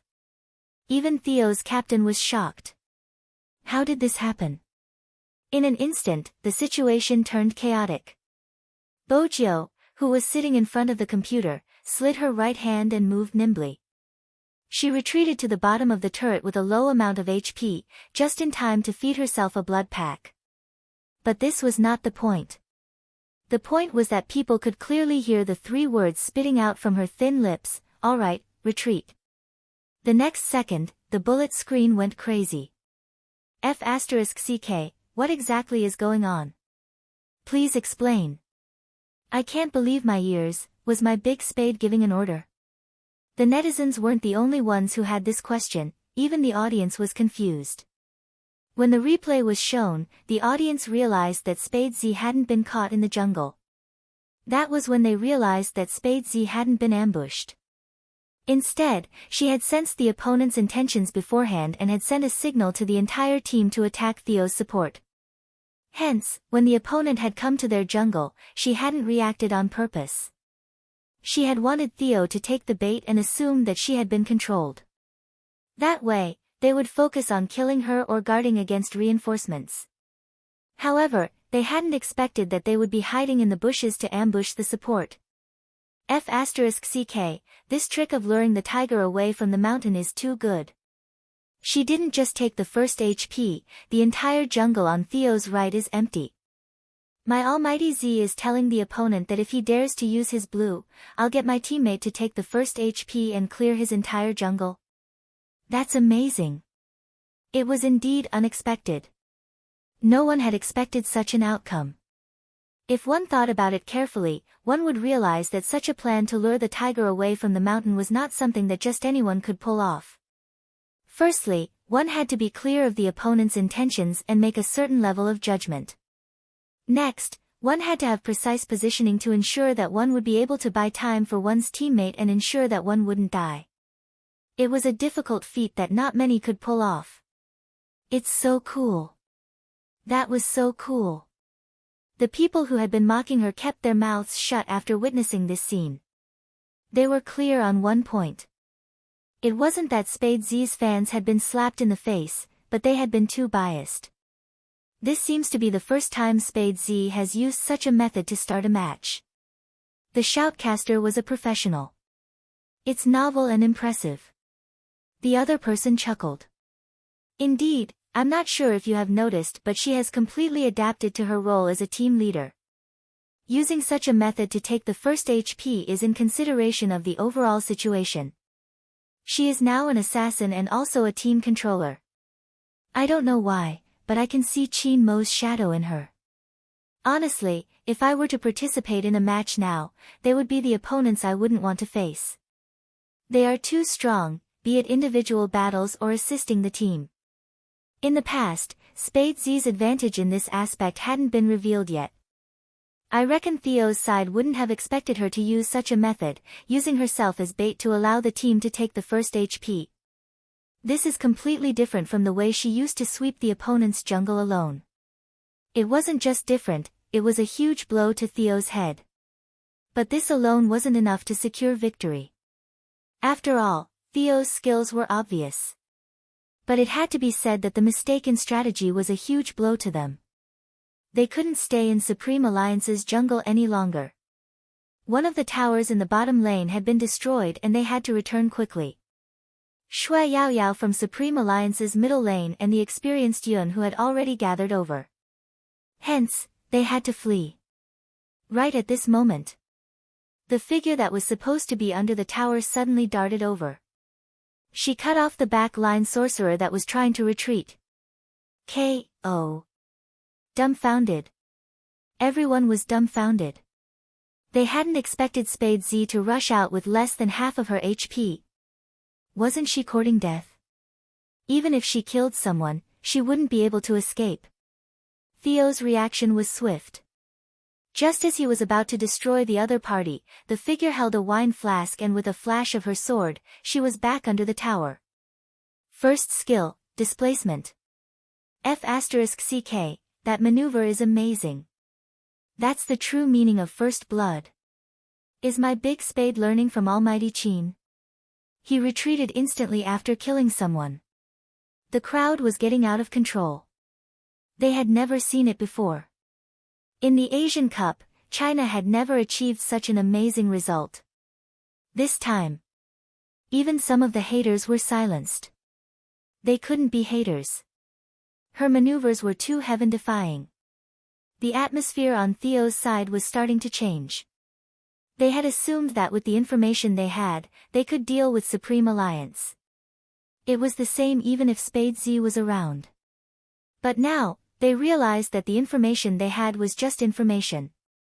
Because when they truly competed against Supreme Alliance, they would realize how fast they were growing. Moreover, Spade Z was an assassin that no one could predict when or how she would strike. A second ago, when they thought she wasn't fast enough, they realized she was just bait and wouldn't move recklessly. The next second, she dared to attack with half of her HP, using her recovery skill to kill someone. Theo was really feeling the pressure. Their captain changed his style as he turned to the side and said something to the rest of the team. It was obvious that Theo's strategy had changed. They started to play steadily, ensuring that their jungle resources weren't taken by Spade Z. Next, they took a kill in the middle lane, pulling the score from 2-0 to 2-1. Gradually, everyone began to fully immerse themselves in the match. They were evenly matched. That was the mood of the spectators. At this stage, it will depend on who is more skilled. Yu Cixin placed his hands behind his back, whistling devilishly before his voice deepened. But I'm curious why Qin Mo isn't participating in such a competition. Even if he lost his memory, he shouldn't be absent. Hoshino tilted his head. What are you trying to say? Chapter 1347. Their captain left. The rest of the Japanese would definitely follow. Watanabe watched Yu Cixin's back view before turning towards them. Vice Captain, you guys can leave first, I'll take a look. Hoshino lifted his thin lips, a smile that was hard to reject. The more Watanabe thought about it, the more interested his vice-captain was in Spade Z. His interest was way out of line. There was no love in the esports industry. But judging from his vice-captain's intentions, Watanabe shook his head, his expression unreadable. Hoshino didn't seem to mind the misunderstanding from his teammates, his gaze fixed on Bojo the entire time. The battle on the screen continued to be intense. But when the screen switched to Bojo, everyone saw her sharp reflexes, the numerous strategies she devised, the way she predicted Theo's movements and swiftly provided support. She didn't just command the battle, she would also cut the back line at the most crucial moment to take down the enemy. But Theo wasn't weak either, he never suffered any losses in the team battle. Spade Z took down one of their members. They only took one Supreme Alliance member. The team battle went on for more than 50 minutes. In the last match, Theo was still thinking about how to counter Bojo's predictions. Unexpectedly, this time, Bojo didn't make any predictions. Instead, she used her best playstyle, leaping in and taking down all the attackers, exchanging 1 for 3. After the explosive damage, Theo didn't have an ADC, sorcerer, or top laner. How was he going to continue? Supreme Alliance pushed forward, destroying Theo's Crystal City. The screen zoomed in. Everyone saw her removing her headphones, wearing a dress as she picked up a bottle of mineral water. They won. She wasn't just the assassin, she was also the leader of Supreme Alliance. Everyone knew very well that this last exchange of 1 for 3 was worth it. It was just like Almighty Chin's thinking. Soon, everyone's results appeared on the screen. Spade Z, the MVP of the match. Many Negroes were speechless at this moment. Other than Chin Mo, none of the other Chinese players had achieved such results. Spade Z was the first. Both inside and outside the stadium, there was a huge commotion. After 3 years, this was the closest the Chinese team was to the championship. The media couldn't hold it in any longer, wanting to interview Bojo the most. The audience cheered too. Other than Shui Yaoyao, no one knew how pale the person beside her was. Just now, when she was commanding the battle, her hand accidentally touched her. Shui Yaoyao froze at that moment because the body temperature was too high. It was so high that she was in a daze. Highness Jiu was having a fever. That was her first reaction. But before she could do anything, that person's voice came, "Don't leave the middle lane, Yaoyao, don't be distracted." Shui Yaoyao could only focus because she knew that the sooner the competition ended, the more rest he could get. Perhaps, other than this group of teammates, no one would know under what circumstances this battle command was completed. Looking at the increasing number of people, the man raised his head to drink water and lowered his arms. Shui Yaoyao stood in front of her. Bojo knew she was running a fever since even her breath was hot. That was why she kept drinking water. When she saw Shui Yaoyao's actions, she smiled. "It's fine, I can handle it. Leave the media to Boss Feng." Shui Yaoyao took a moment before adding, "You can walk from the back, Coco will follow you." Coco didn't know what had happened. He was extremely happy after winning the competition, his face full of smiles. Shui Yaoyao had already sent Feng Yi a message. When Feng Yi saw it, he immediately gestured to his assistant and blocked the crowd that was approaching. "Friends from the media, I know everyone wants to get the first-hand interview information. Don't be anxious, there will be a chance, as long as everyone comes one by one." With that, he gestured behind him to lead her away. Shui Yaoyao didn't delay, blocking the crowd with Coco and taking the chance to bring Bojo backstage to Supreme Alliance's lounge. "Fever?" Coco's handsome face was distorted. "How did you get a fever?" Bojo didn't explain, she just smiled and opened the wardrobe, removing her uniform. She seemed to be taking Lin Feng's black down jacket. "No, little Spade, you're burning up, where are you going?" Coco pressed her down, his face stern. "Don't go anywhere, wait for old Fox Feng to come over and take you to the hospital for an injection." Bojo pushed his hand away. "It's just a small cold, I have something to do. What do you have? Coco looked as though he wouldn't let her go no matter what. What a joke, he could feel the heat through her clothes. Where did you go yesterday? How did you end up like this? Bojo took another sip of water to clear her mind. I didn't go anywhere. Actually, Coco knew something must have happened yesterday. At the start, Captain had said he was going to buy candies for Little Spade and then he disappeared. Little Spade had gone to look for Captain but hadn't returned the entire night. The next time she had appeared, she was alone. Coco didn't ask where Captain was because he was afraid it would upset Little Spade. But how did she end up like this? Could it be? You didn't sleep the entire night? Coco's eyes widened. Bojo paused, but didn't reply. She reached for the black mask beside her, preparing to wear it so that she wouldn't be recognized. Coco watched her, knowing that his guess was right. His eyes widened but he didn't know that his guess was only half right. Bojo hadn't slept the entire night, she had stood downstairs for an hour so that he could see her. In order to prevent any blemishes from the competition, she had worn a long dress that wasn't warm at all. Perhaps, no one would ever be able to see her good intentions. Only friends could empathize with her. Shui Yaoyao stood at the side, lifting her face. She was afraid she would cry because her heart was really aching.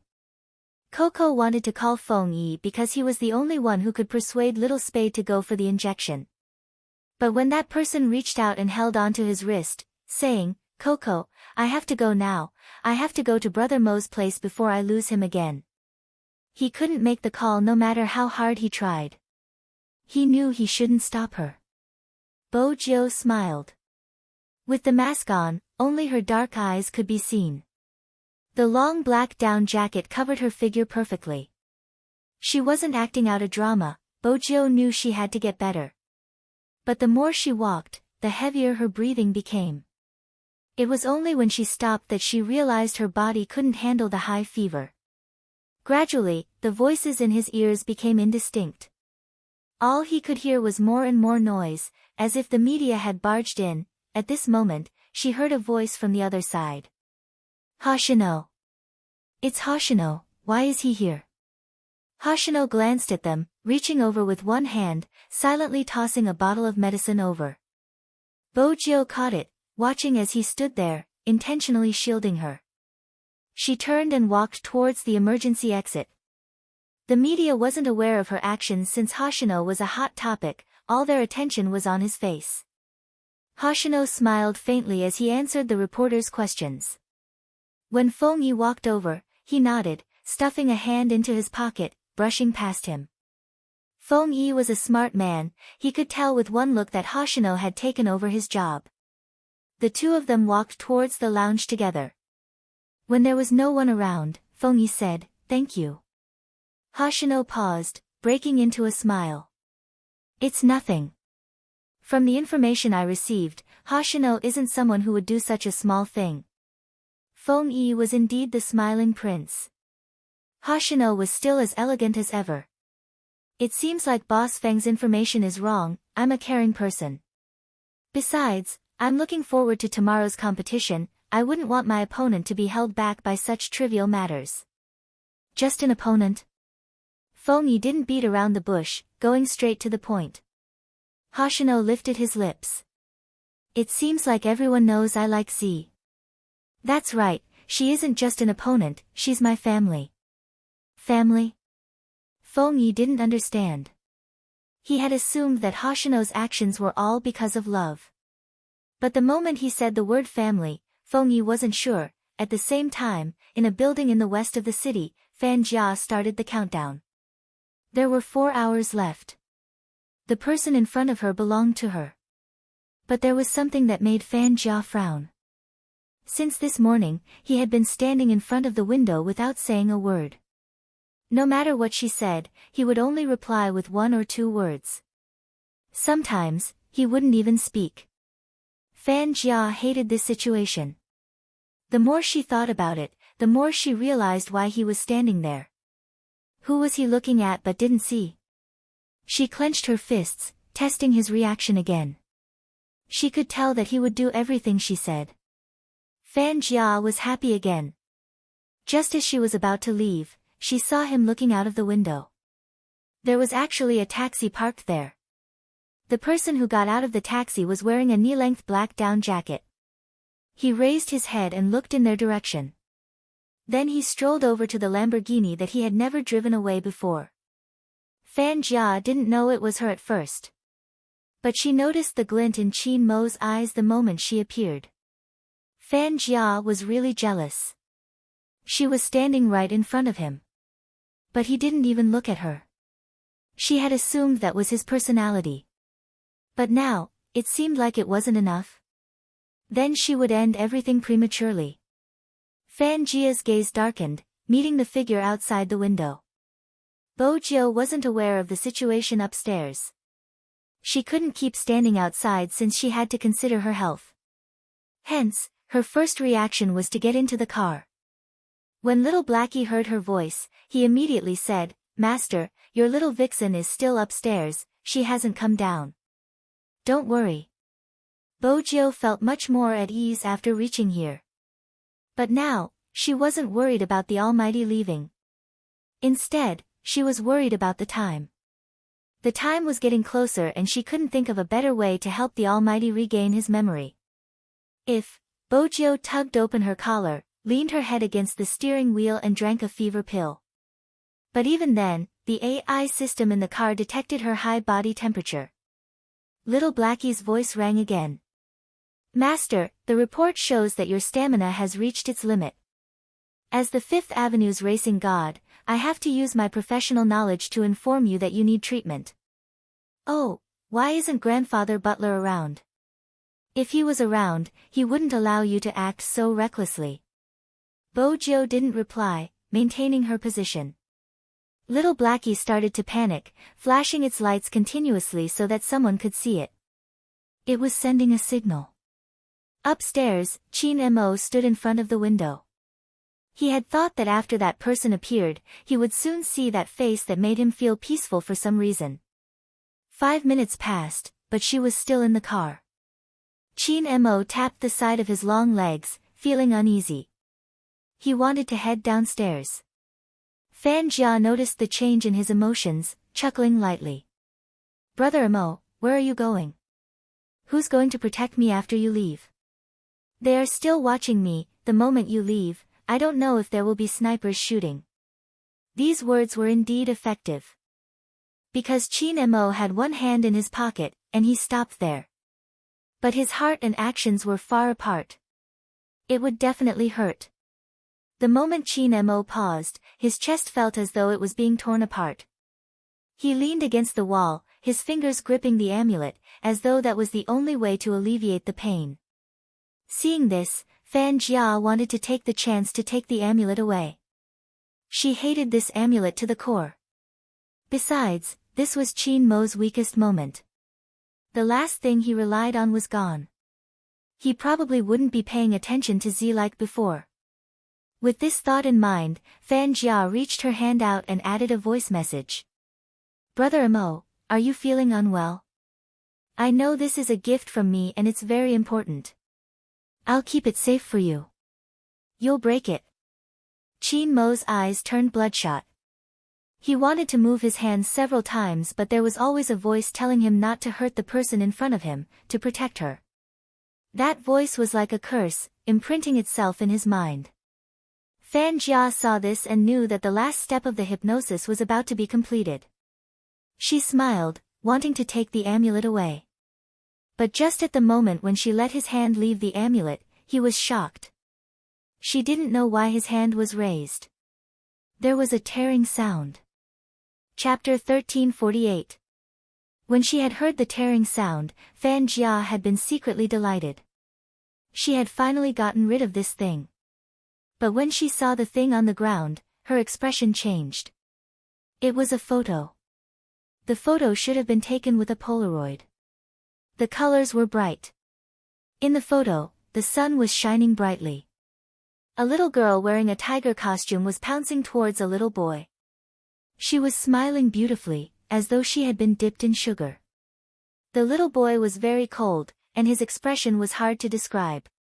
However, he reached out and held the little girl's waist, as if he was afraid that she would touch him, or afraid that she would fall on her own.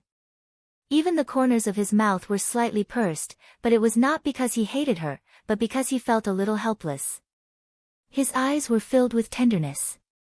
It was easy to think of an ancient Chinese poem.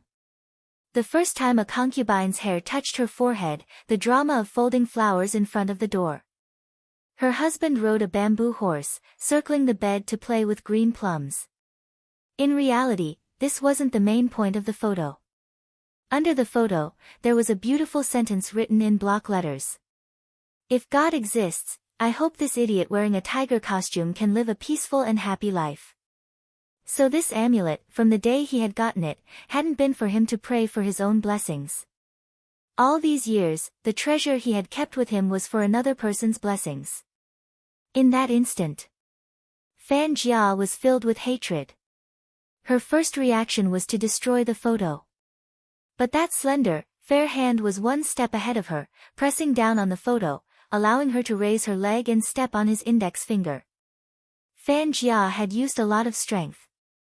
It was impossible for it not to hurt, but Qin Mo didn't even blink. His handsome side profile was still in the dim light. It was as though the little girl in the photo was the only thing left in his eyes. His fingers slid down the tiger hat on her head, and something in his heart seemed to melt. He could almost hear the sound of a lock being unlocked. He was most afraid of losing this person. The scene in the photo seemed to have been imbued with a sense of perspective. Scene after scene, it flashed across his mind. She pounced over and hugged him. Momo, how much for a kilo? I'll buy you. She refused to go home and sleep, hugging her little keyboard. This is my favorite toy, I'll give it to you. Let me sleep for one night, just one night. She was very obedient when she laid on his bed. It was hard to imagine that someone as troublesome as her would be obedient. She would always lean over in the end. If I hug you, you won't want to go back to China anymore. Yeah, what I mean is, you don't have to miss home so much. He had fallen sick, but even his grandfather hadn't noticed. She was the only one who had hugged him. She didn't cry and went to look for the family doctor. After he caught a cold, he was afraid that she would be infected, so he deliberately placed a lot of flower pots by the window to prevent her from coming again. However, even the gods could not stop the little tiger. She had to climb in with a black face. She spent a lot of effort to educate him. You can't treat your little friend like this. She found all sorts of reasons to sleep with him. Every time they ate, she would give him what he liked. Whatever he liked, he would definitely see her bring it over the next day.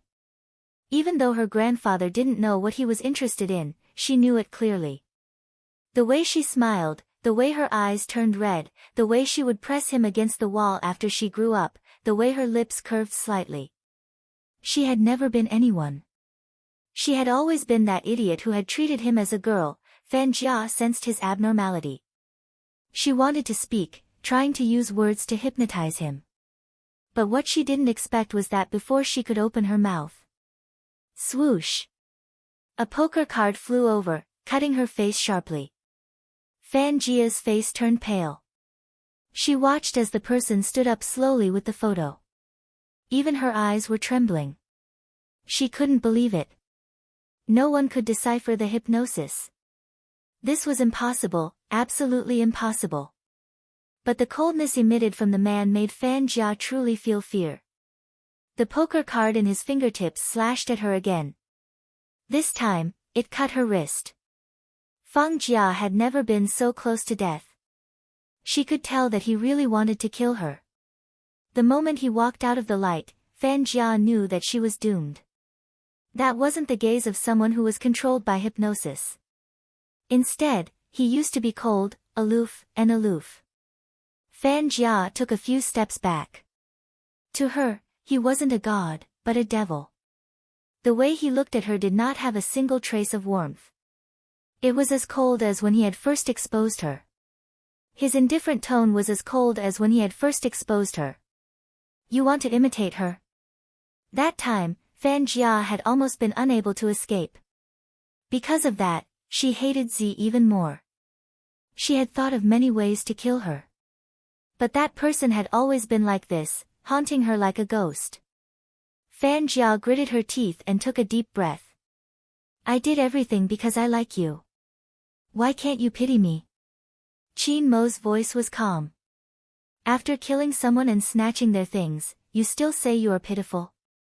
Ha, why should I give my pity to someone who isn't even comparable to a beast? Fan Jia reached out and covered her ears. I just like you, I just like you. How can you say that? Do you want to say that you are innocent? Qin Mo rotated the poker card in his hand slowly. Fan Jia raised her hand. Am I wrong? You can go to hell and ask those who died because of you. Aren't they all innocent? Qin Mo moved. The sound of another poker card rang out. Fan Jia's other wrist was also cut. She suddenly realized that both her hands were going to be crippled. How can you be so ruthless? Fan Jia's face twisted. Why don't you just kill me? Qin Mo lifted his eyelids. My hands are only for killing. You aren't worthy. When Fan Jia heard the last sentence, she seemed to have gone crazy. But right at this moment, Qin Mo gestured towards the outside. A group of plainclothes policemen rushed in from the outside. He reached out and pressed her down. Fan Jia struggled. Kill me if you can, kill me. Life in prison suits you better than if I kill you. Qin Mo glanced sideways, his eyes cold. Don't worry, you won't die and you won't come out. Don't you like to drown? Try it in prison. Fan Jia's expression changed. She understood what he meant. He wanted her to experience death every day. He had crippled her arms so that she wouldn't be able to fight back in prison. What kind of place was prison? It was a place where people were eaten without spitting out the bones. Fan Jia must have cried too much. One of the plainclothes men shook his head. That's quite pitiful. Qin Mo tilted his head and glanced over. Do you find her pitiful? I just think that the murderer is pitiful. Since she is already dead, why should she pay with her life? Do you know the difference between humans and beasts? Humans have hearts and understand why the spirits in heaven feel uneasy. They also understand what it means to repay a debt of blood with blood. If you really find her pitiful, let me give you my blessings. I hope that no one will avenge you when the person closest to you is thrown into the sea. The plainclothes man glared, turning to retort. However, he realized that the person was dressed in a military uniform. It was young Master Tang. It was young Master Tang, smiling brightly as usual. I didn't know. Nowadays, people in the system take the victim's place and say that the murderer is pitiful. Fan Jia has killed many people, including our comrades. If you are worried about her life in prison, you can pack your things and move to prison. You can still take care of her. Isn't that great? The plainclothes man froze. When he saw that the side profile didn't look like he was joking, cold sweat drenched his entire back. Qin Mo stood in front of young Master Tang. Both of them were tall and slender, but one of them was in a military uniform while the other was in a trench coat. Their styles were completely different. In front of them, Fan Jia's methods couldn't be used at all. I have something on. Qin Mo glanced up, speaking to young Master Tang. I can't go back with you. He knew it.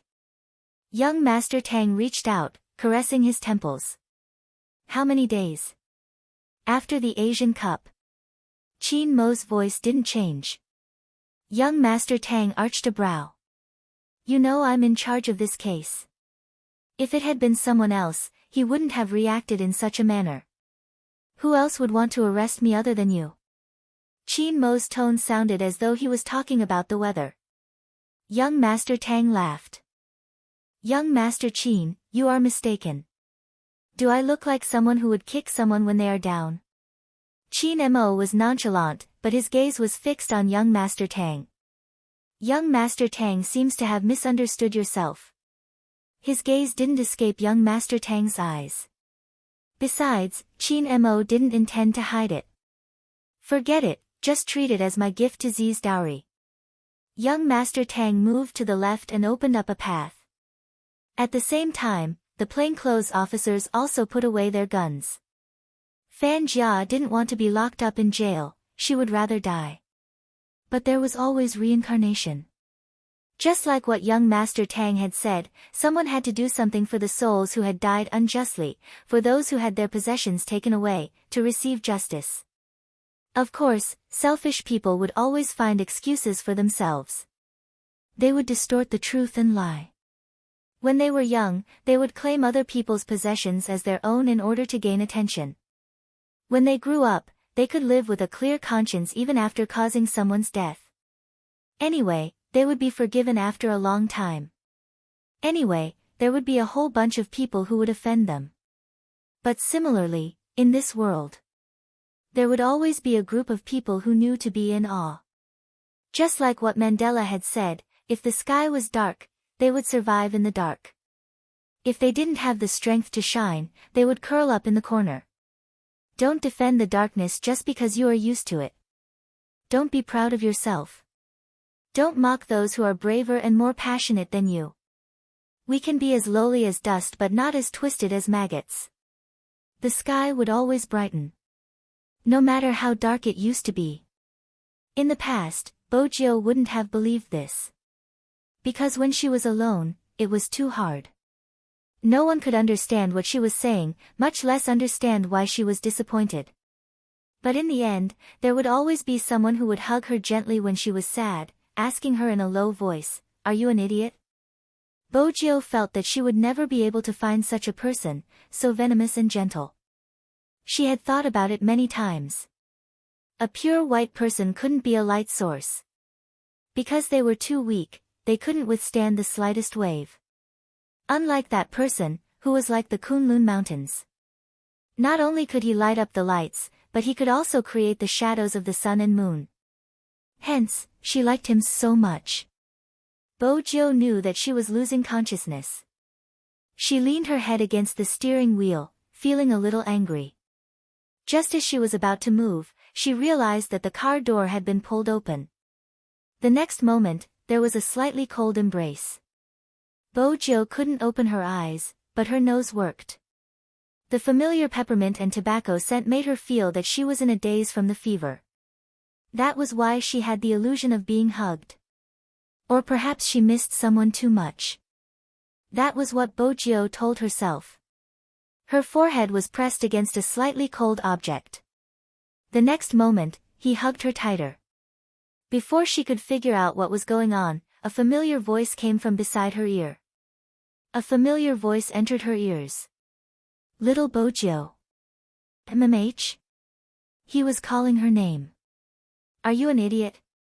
Qin Mo was angry at himself. Since he had regained his memory, of course he knew why she had such a high fever. He leaned forward and touched her forehead. His chest felt like it was being burned by the temperature. Bojiu frowned. She didn't want to be called an idiot when she was sick. Besides, was it really the Almighty? No matter how she thought about it, it didn't seem possible. With that thought in mind, she wanted to move. However, someone was one step ahead of her and pressed her hand down, trapping her in a warm embrace. As if afraid that she would be frozen, the person pulled her hand and stuffed it into his clothes. Her palm was pressed against his skin, and her fingertips were no longer cold. Bojiu didn't see his face.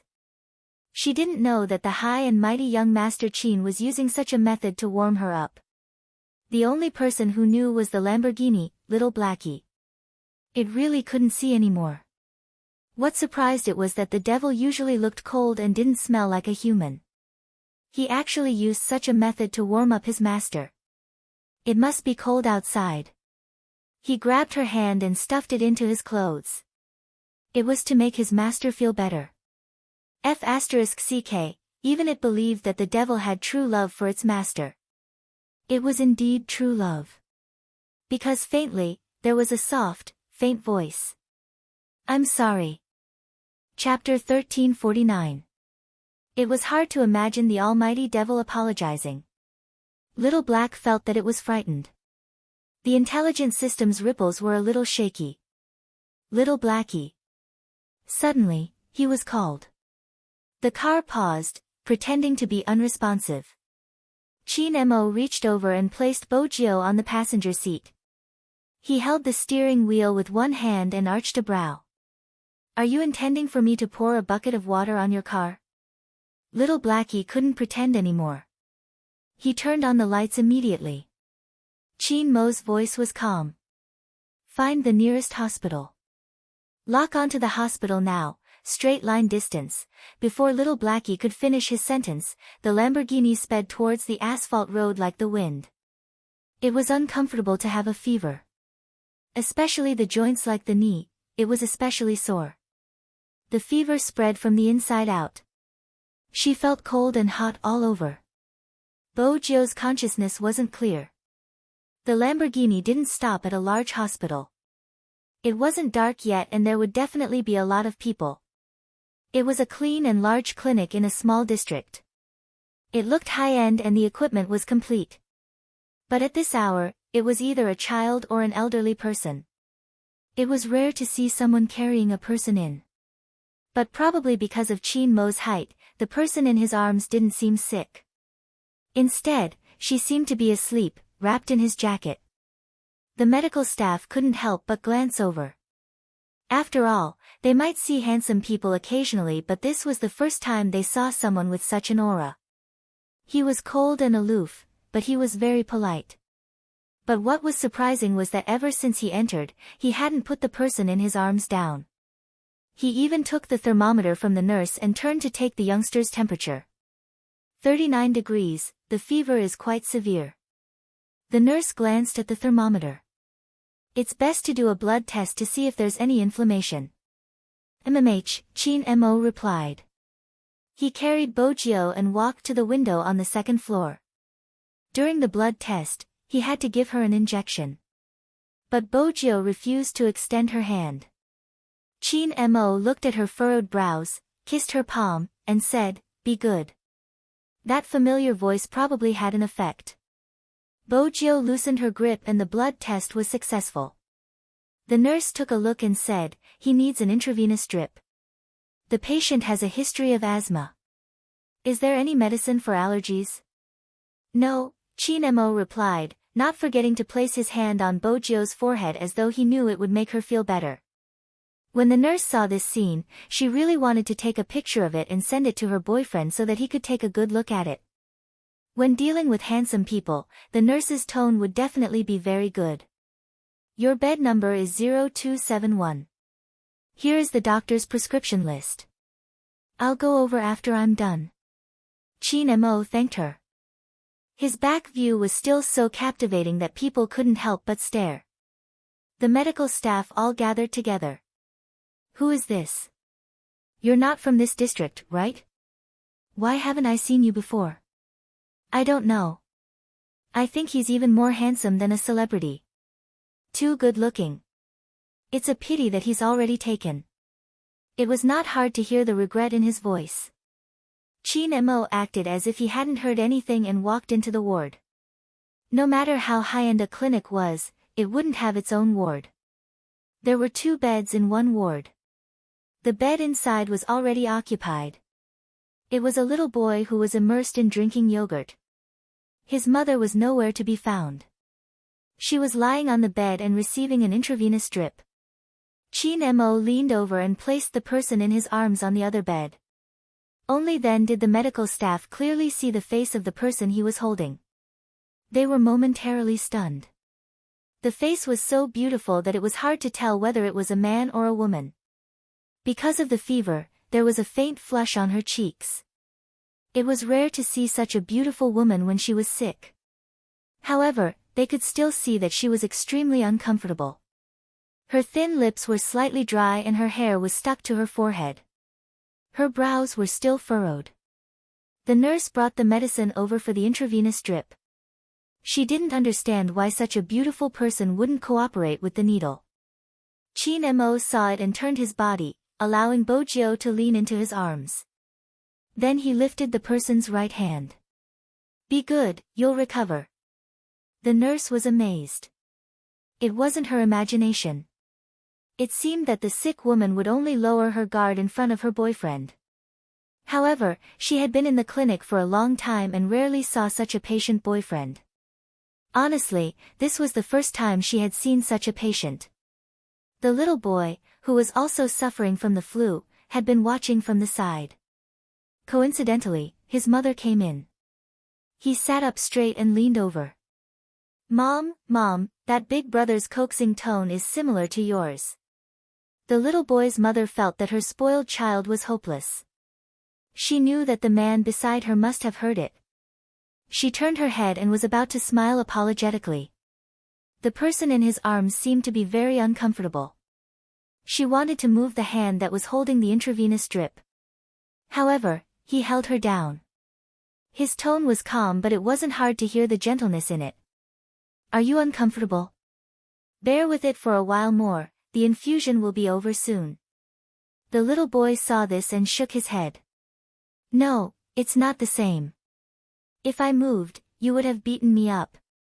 As a mother, she didn't know what to say. She coughed lightly. Drink your yogurt. The little boy sighed. It was the same fever, but why was there such a huge difference? At first, he thought that this was already sad enough.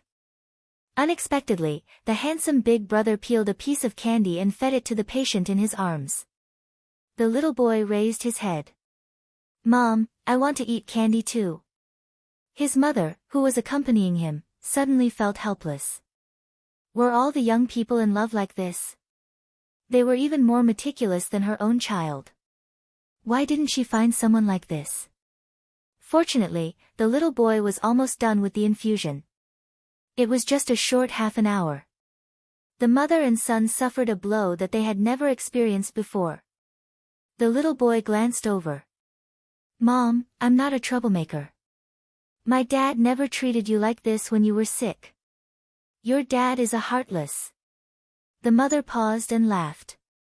So you have to be nicer to your girlfriend in the future. Be like this big brother, understand? The little boy nodded. He didn't understand. Why was the older sister in the big brother's arms the one who was sick, but the big brother was the one with an ugly expression? The mother and son left. Only Chin Mo and Bo Jio were left in the ward. The person in his arms hadn't woken up yet. Chin Mo didn't change his position. He held the paper cup with one hand, the rim of the cup against her lips. This was the scene that Terry, who had been by Chin Mo's side, saw when he came in with the things. When he had picked up the call, he hadn't dared to believe that it was really Boss Chin calling him. After all, he had received news that Boss Chin wouldn't be appearing in the near future and that something had happened. After hanging up, his first reaction was to inform Madam and Boss. Then, he went to the location that Boss Chin had designated with a bag of candy in his hand. This was the reason why Boss Chin had called him. He knew young Master Jiu. Oh wait, it wasn't young Master Jiu but Miss Jiu who loved candy. He didn't have to think to know that Boss Chin wanted to give these candy to Miss Jiu. But even so, when he saw the scene, he couldn't help but pause. After all, Boss Chin had never served anyone like this before. He seemed to be exuding a cold aura, but when he looked at the person in his arms, his gaze was filled with adoration. Boss Chin, let me do it. As a special assistant, he had to be quick. Unexpectedly, before he could reach for the paper cup, the person in front of him had already taken a sip and leaned over to pass it to the person in his arms.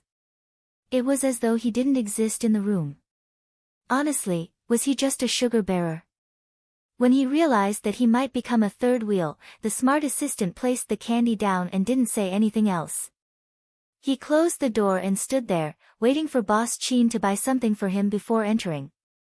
As a young man who was still single, he really didn't want to eat Boss Chin's dog food.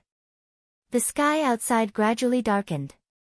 2 hours later, Bojio wanted to pull the blanket off her body due to the heat but was pressed down by a hand. It was slightly cold and comfortable. There's still half a can left, we'll be done soon. That voice made Bojo realize that she wasn't dreaming and that the blurry vision she had had in the car was real. As well as the apology he had whispered into her ear. He was really back. Bojo opened her eyes. The first thing she saw was the person's side profile. He was wearing a dark-colored sweater, his Adam's apple moving slightly under his long neck. His jawline was glowing. It was extremely familiar. Bojo reached out instinctively, grabbing onto his sleeve. This was something she had often done when she was young. Chin Mo paused and lowered his eyes to look at her. His long, curly lashes fell, and his eyes were deep. Seeing that she had woken up, he didn't stop. Instead, he hooked her face, leaned over, and passed the water over again. Bojo was indeed thirsty. Before she could react, she received the kiss. The sweet warm water touched her lips, the faint fragrance of the man's arrogance passing over.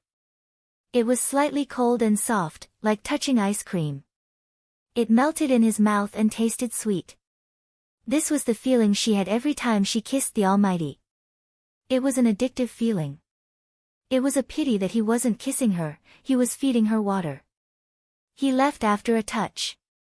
Bojo was disappointed. Just as she was about to use her seduction skills, he opened his palm, revealing a pile of sweets. Pick one. Orange flavored. Bojo pointed at one of the sweets. She watched as his slender and fair hand peeled it open and fed it to her. After savoring the taste, she glanced up. Chapter 1350. Bojo didn't mind expressing her thoughts. I want to eat meat. Eat meat? Chin Mo laughed, his eyes bright like aged wine. We'll talk about it when you're better. Bojo wanted to move. Chin Mo reached out and pressed her down, turning to make a phone call. Not long after, the special assistant walked in from the outside, holding a beautiful takeaway box in his hand. What was disappointing was that they were all porridge. Bojo had been a carnivore since she was young. Porridge didn't feel anything. But she was indeed hungry, so she didn't care if she felt anything. Bojo wanted to eat by herself. His assistant was watching from the side, but Boss Chin was one step ahead, opening the takeaway box. He held the spoon in his hand, looking at Miss Jo with an arched brow. Open your mouth. Bojo realized that good-looking people would be a feast for the eyes when they fed others. The porridge was still hot. When it reached her mouth, the saltiness was just right and the texture was good. Bojo tilted her head to drink. When she was done, the 4-drip was finished. Before she could stand up, he bent over and pulled her into his arms. It's cold outside. These 3 words were spoken in a very faint voice. Bojo could smell the fragrance on his body. She didn't pay attention to anything else. The sound of his heartbeat was too clear. The corners of his mouth curled up as he exerted more strength with his fingers. Chin Mo glanced down at the person in his arms. Retract your face. Bojo didn't understand. His voice was still faint. You're too pretty, it's dazzling. When Chin Mo said this, assistantly turned sideways to open the door. He coughed softly and held back his laughter. When Boss Chin fell in love, it was really hard to describe. The sky outside was dark. It was winter in Jiang City and the temperature had dropped to 0 degrees. When the wind blew over, it was exceptionally cold. But Bojo didn't feel anything. She knew that he was blocking the wind for her. Because when they were about to enter the car, she heard his voice. Why is the temperature still a little high? The fever wouldn't subside so quickly. Even within 4-drip, it would take a night to recover. Chin Mo was an expert in psychology. He knew the basics of medicine.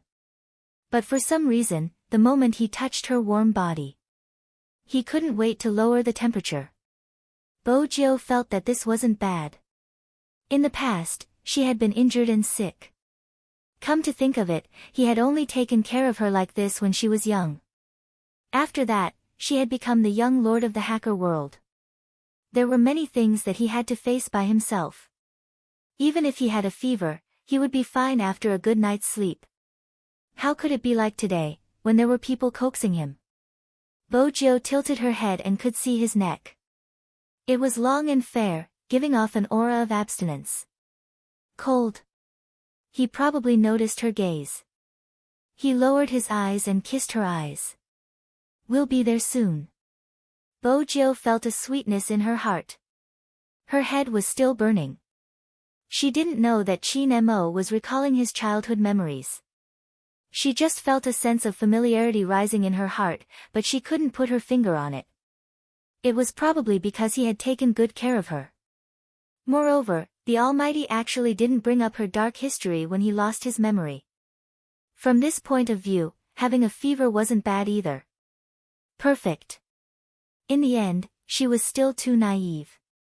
The Almighty's next sentence was, "When we arrive, I want to hear how I fell in love with you at first sight and how I pursued you." You're tuning in to the Blissful Bookshelf YouTube channel. We're so grateful for your support, and don't forget to subscribe to join us on this incredible journey through captivating stories. Your generosity through donations truly makes a world of difference, as it's the primary source of revenue that allows me to expand and enhance this channel for you. Thank you from the bottom of my heart for being a part of this adventure.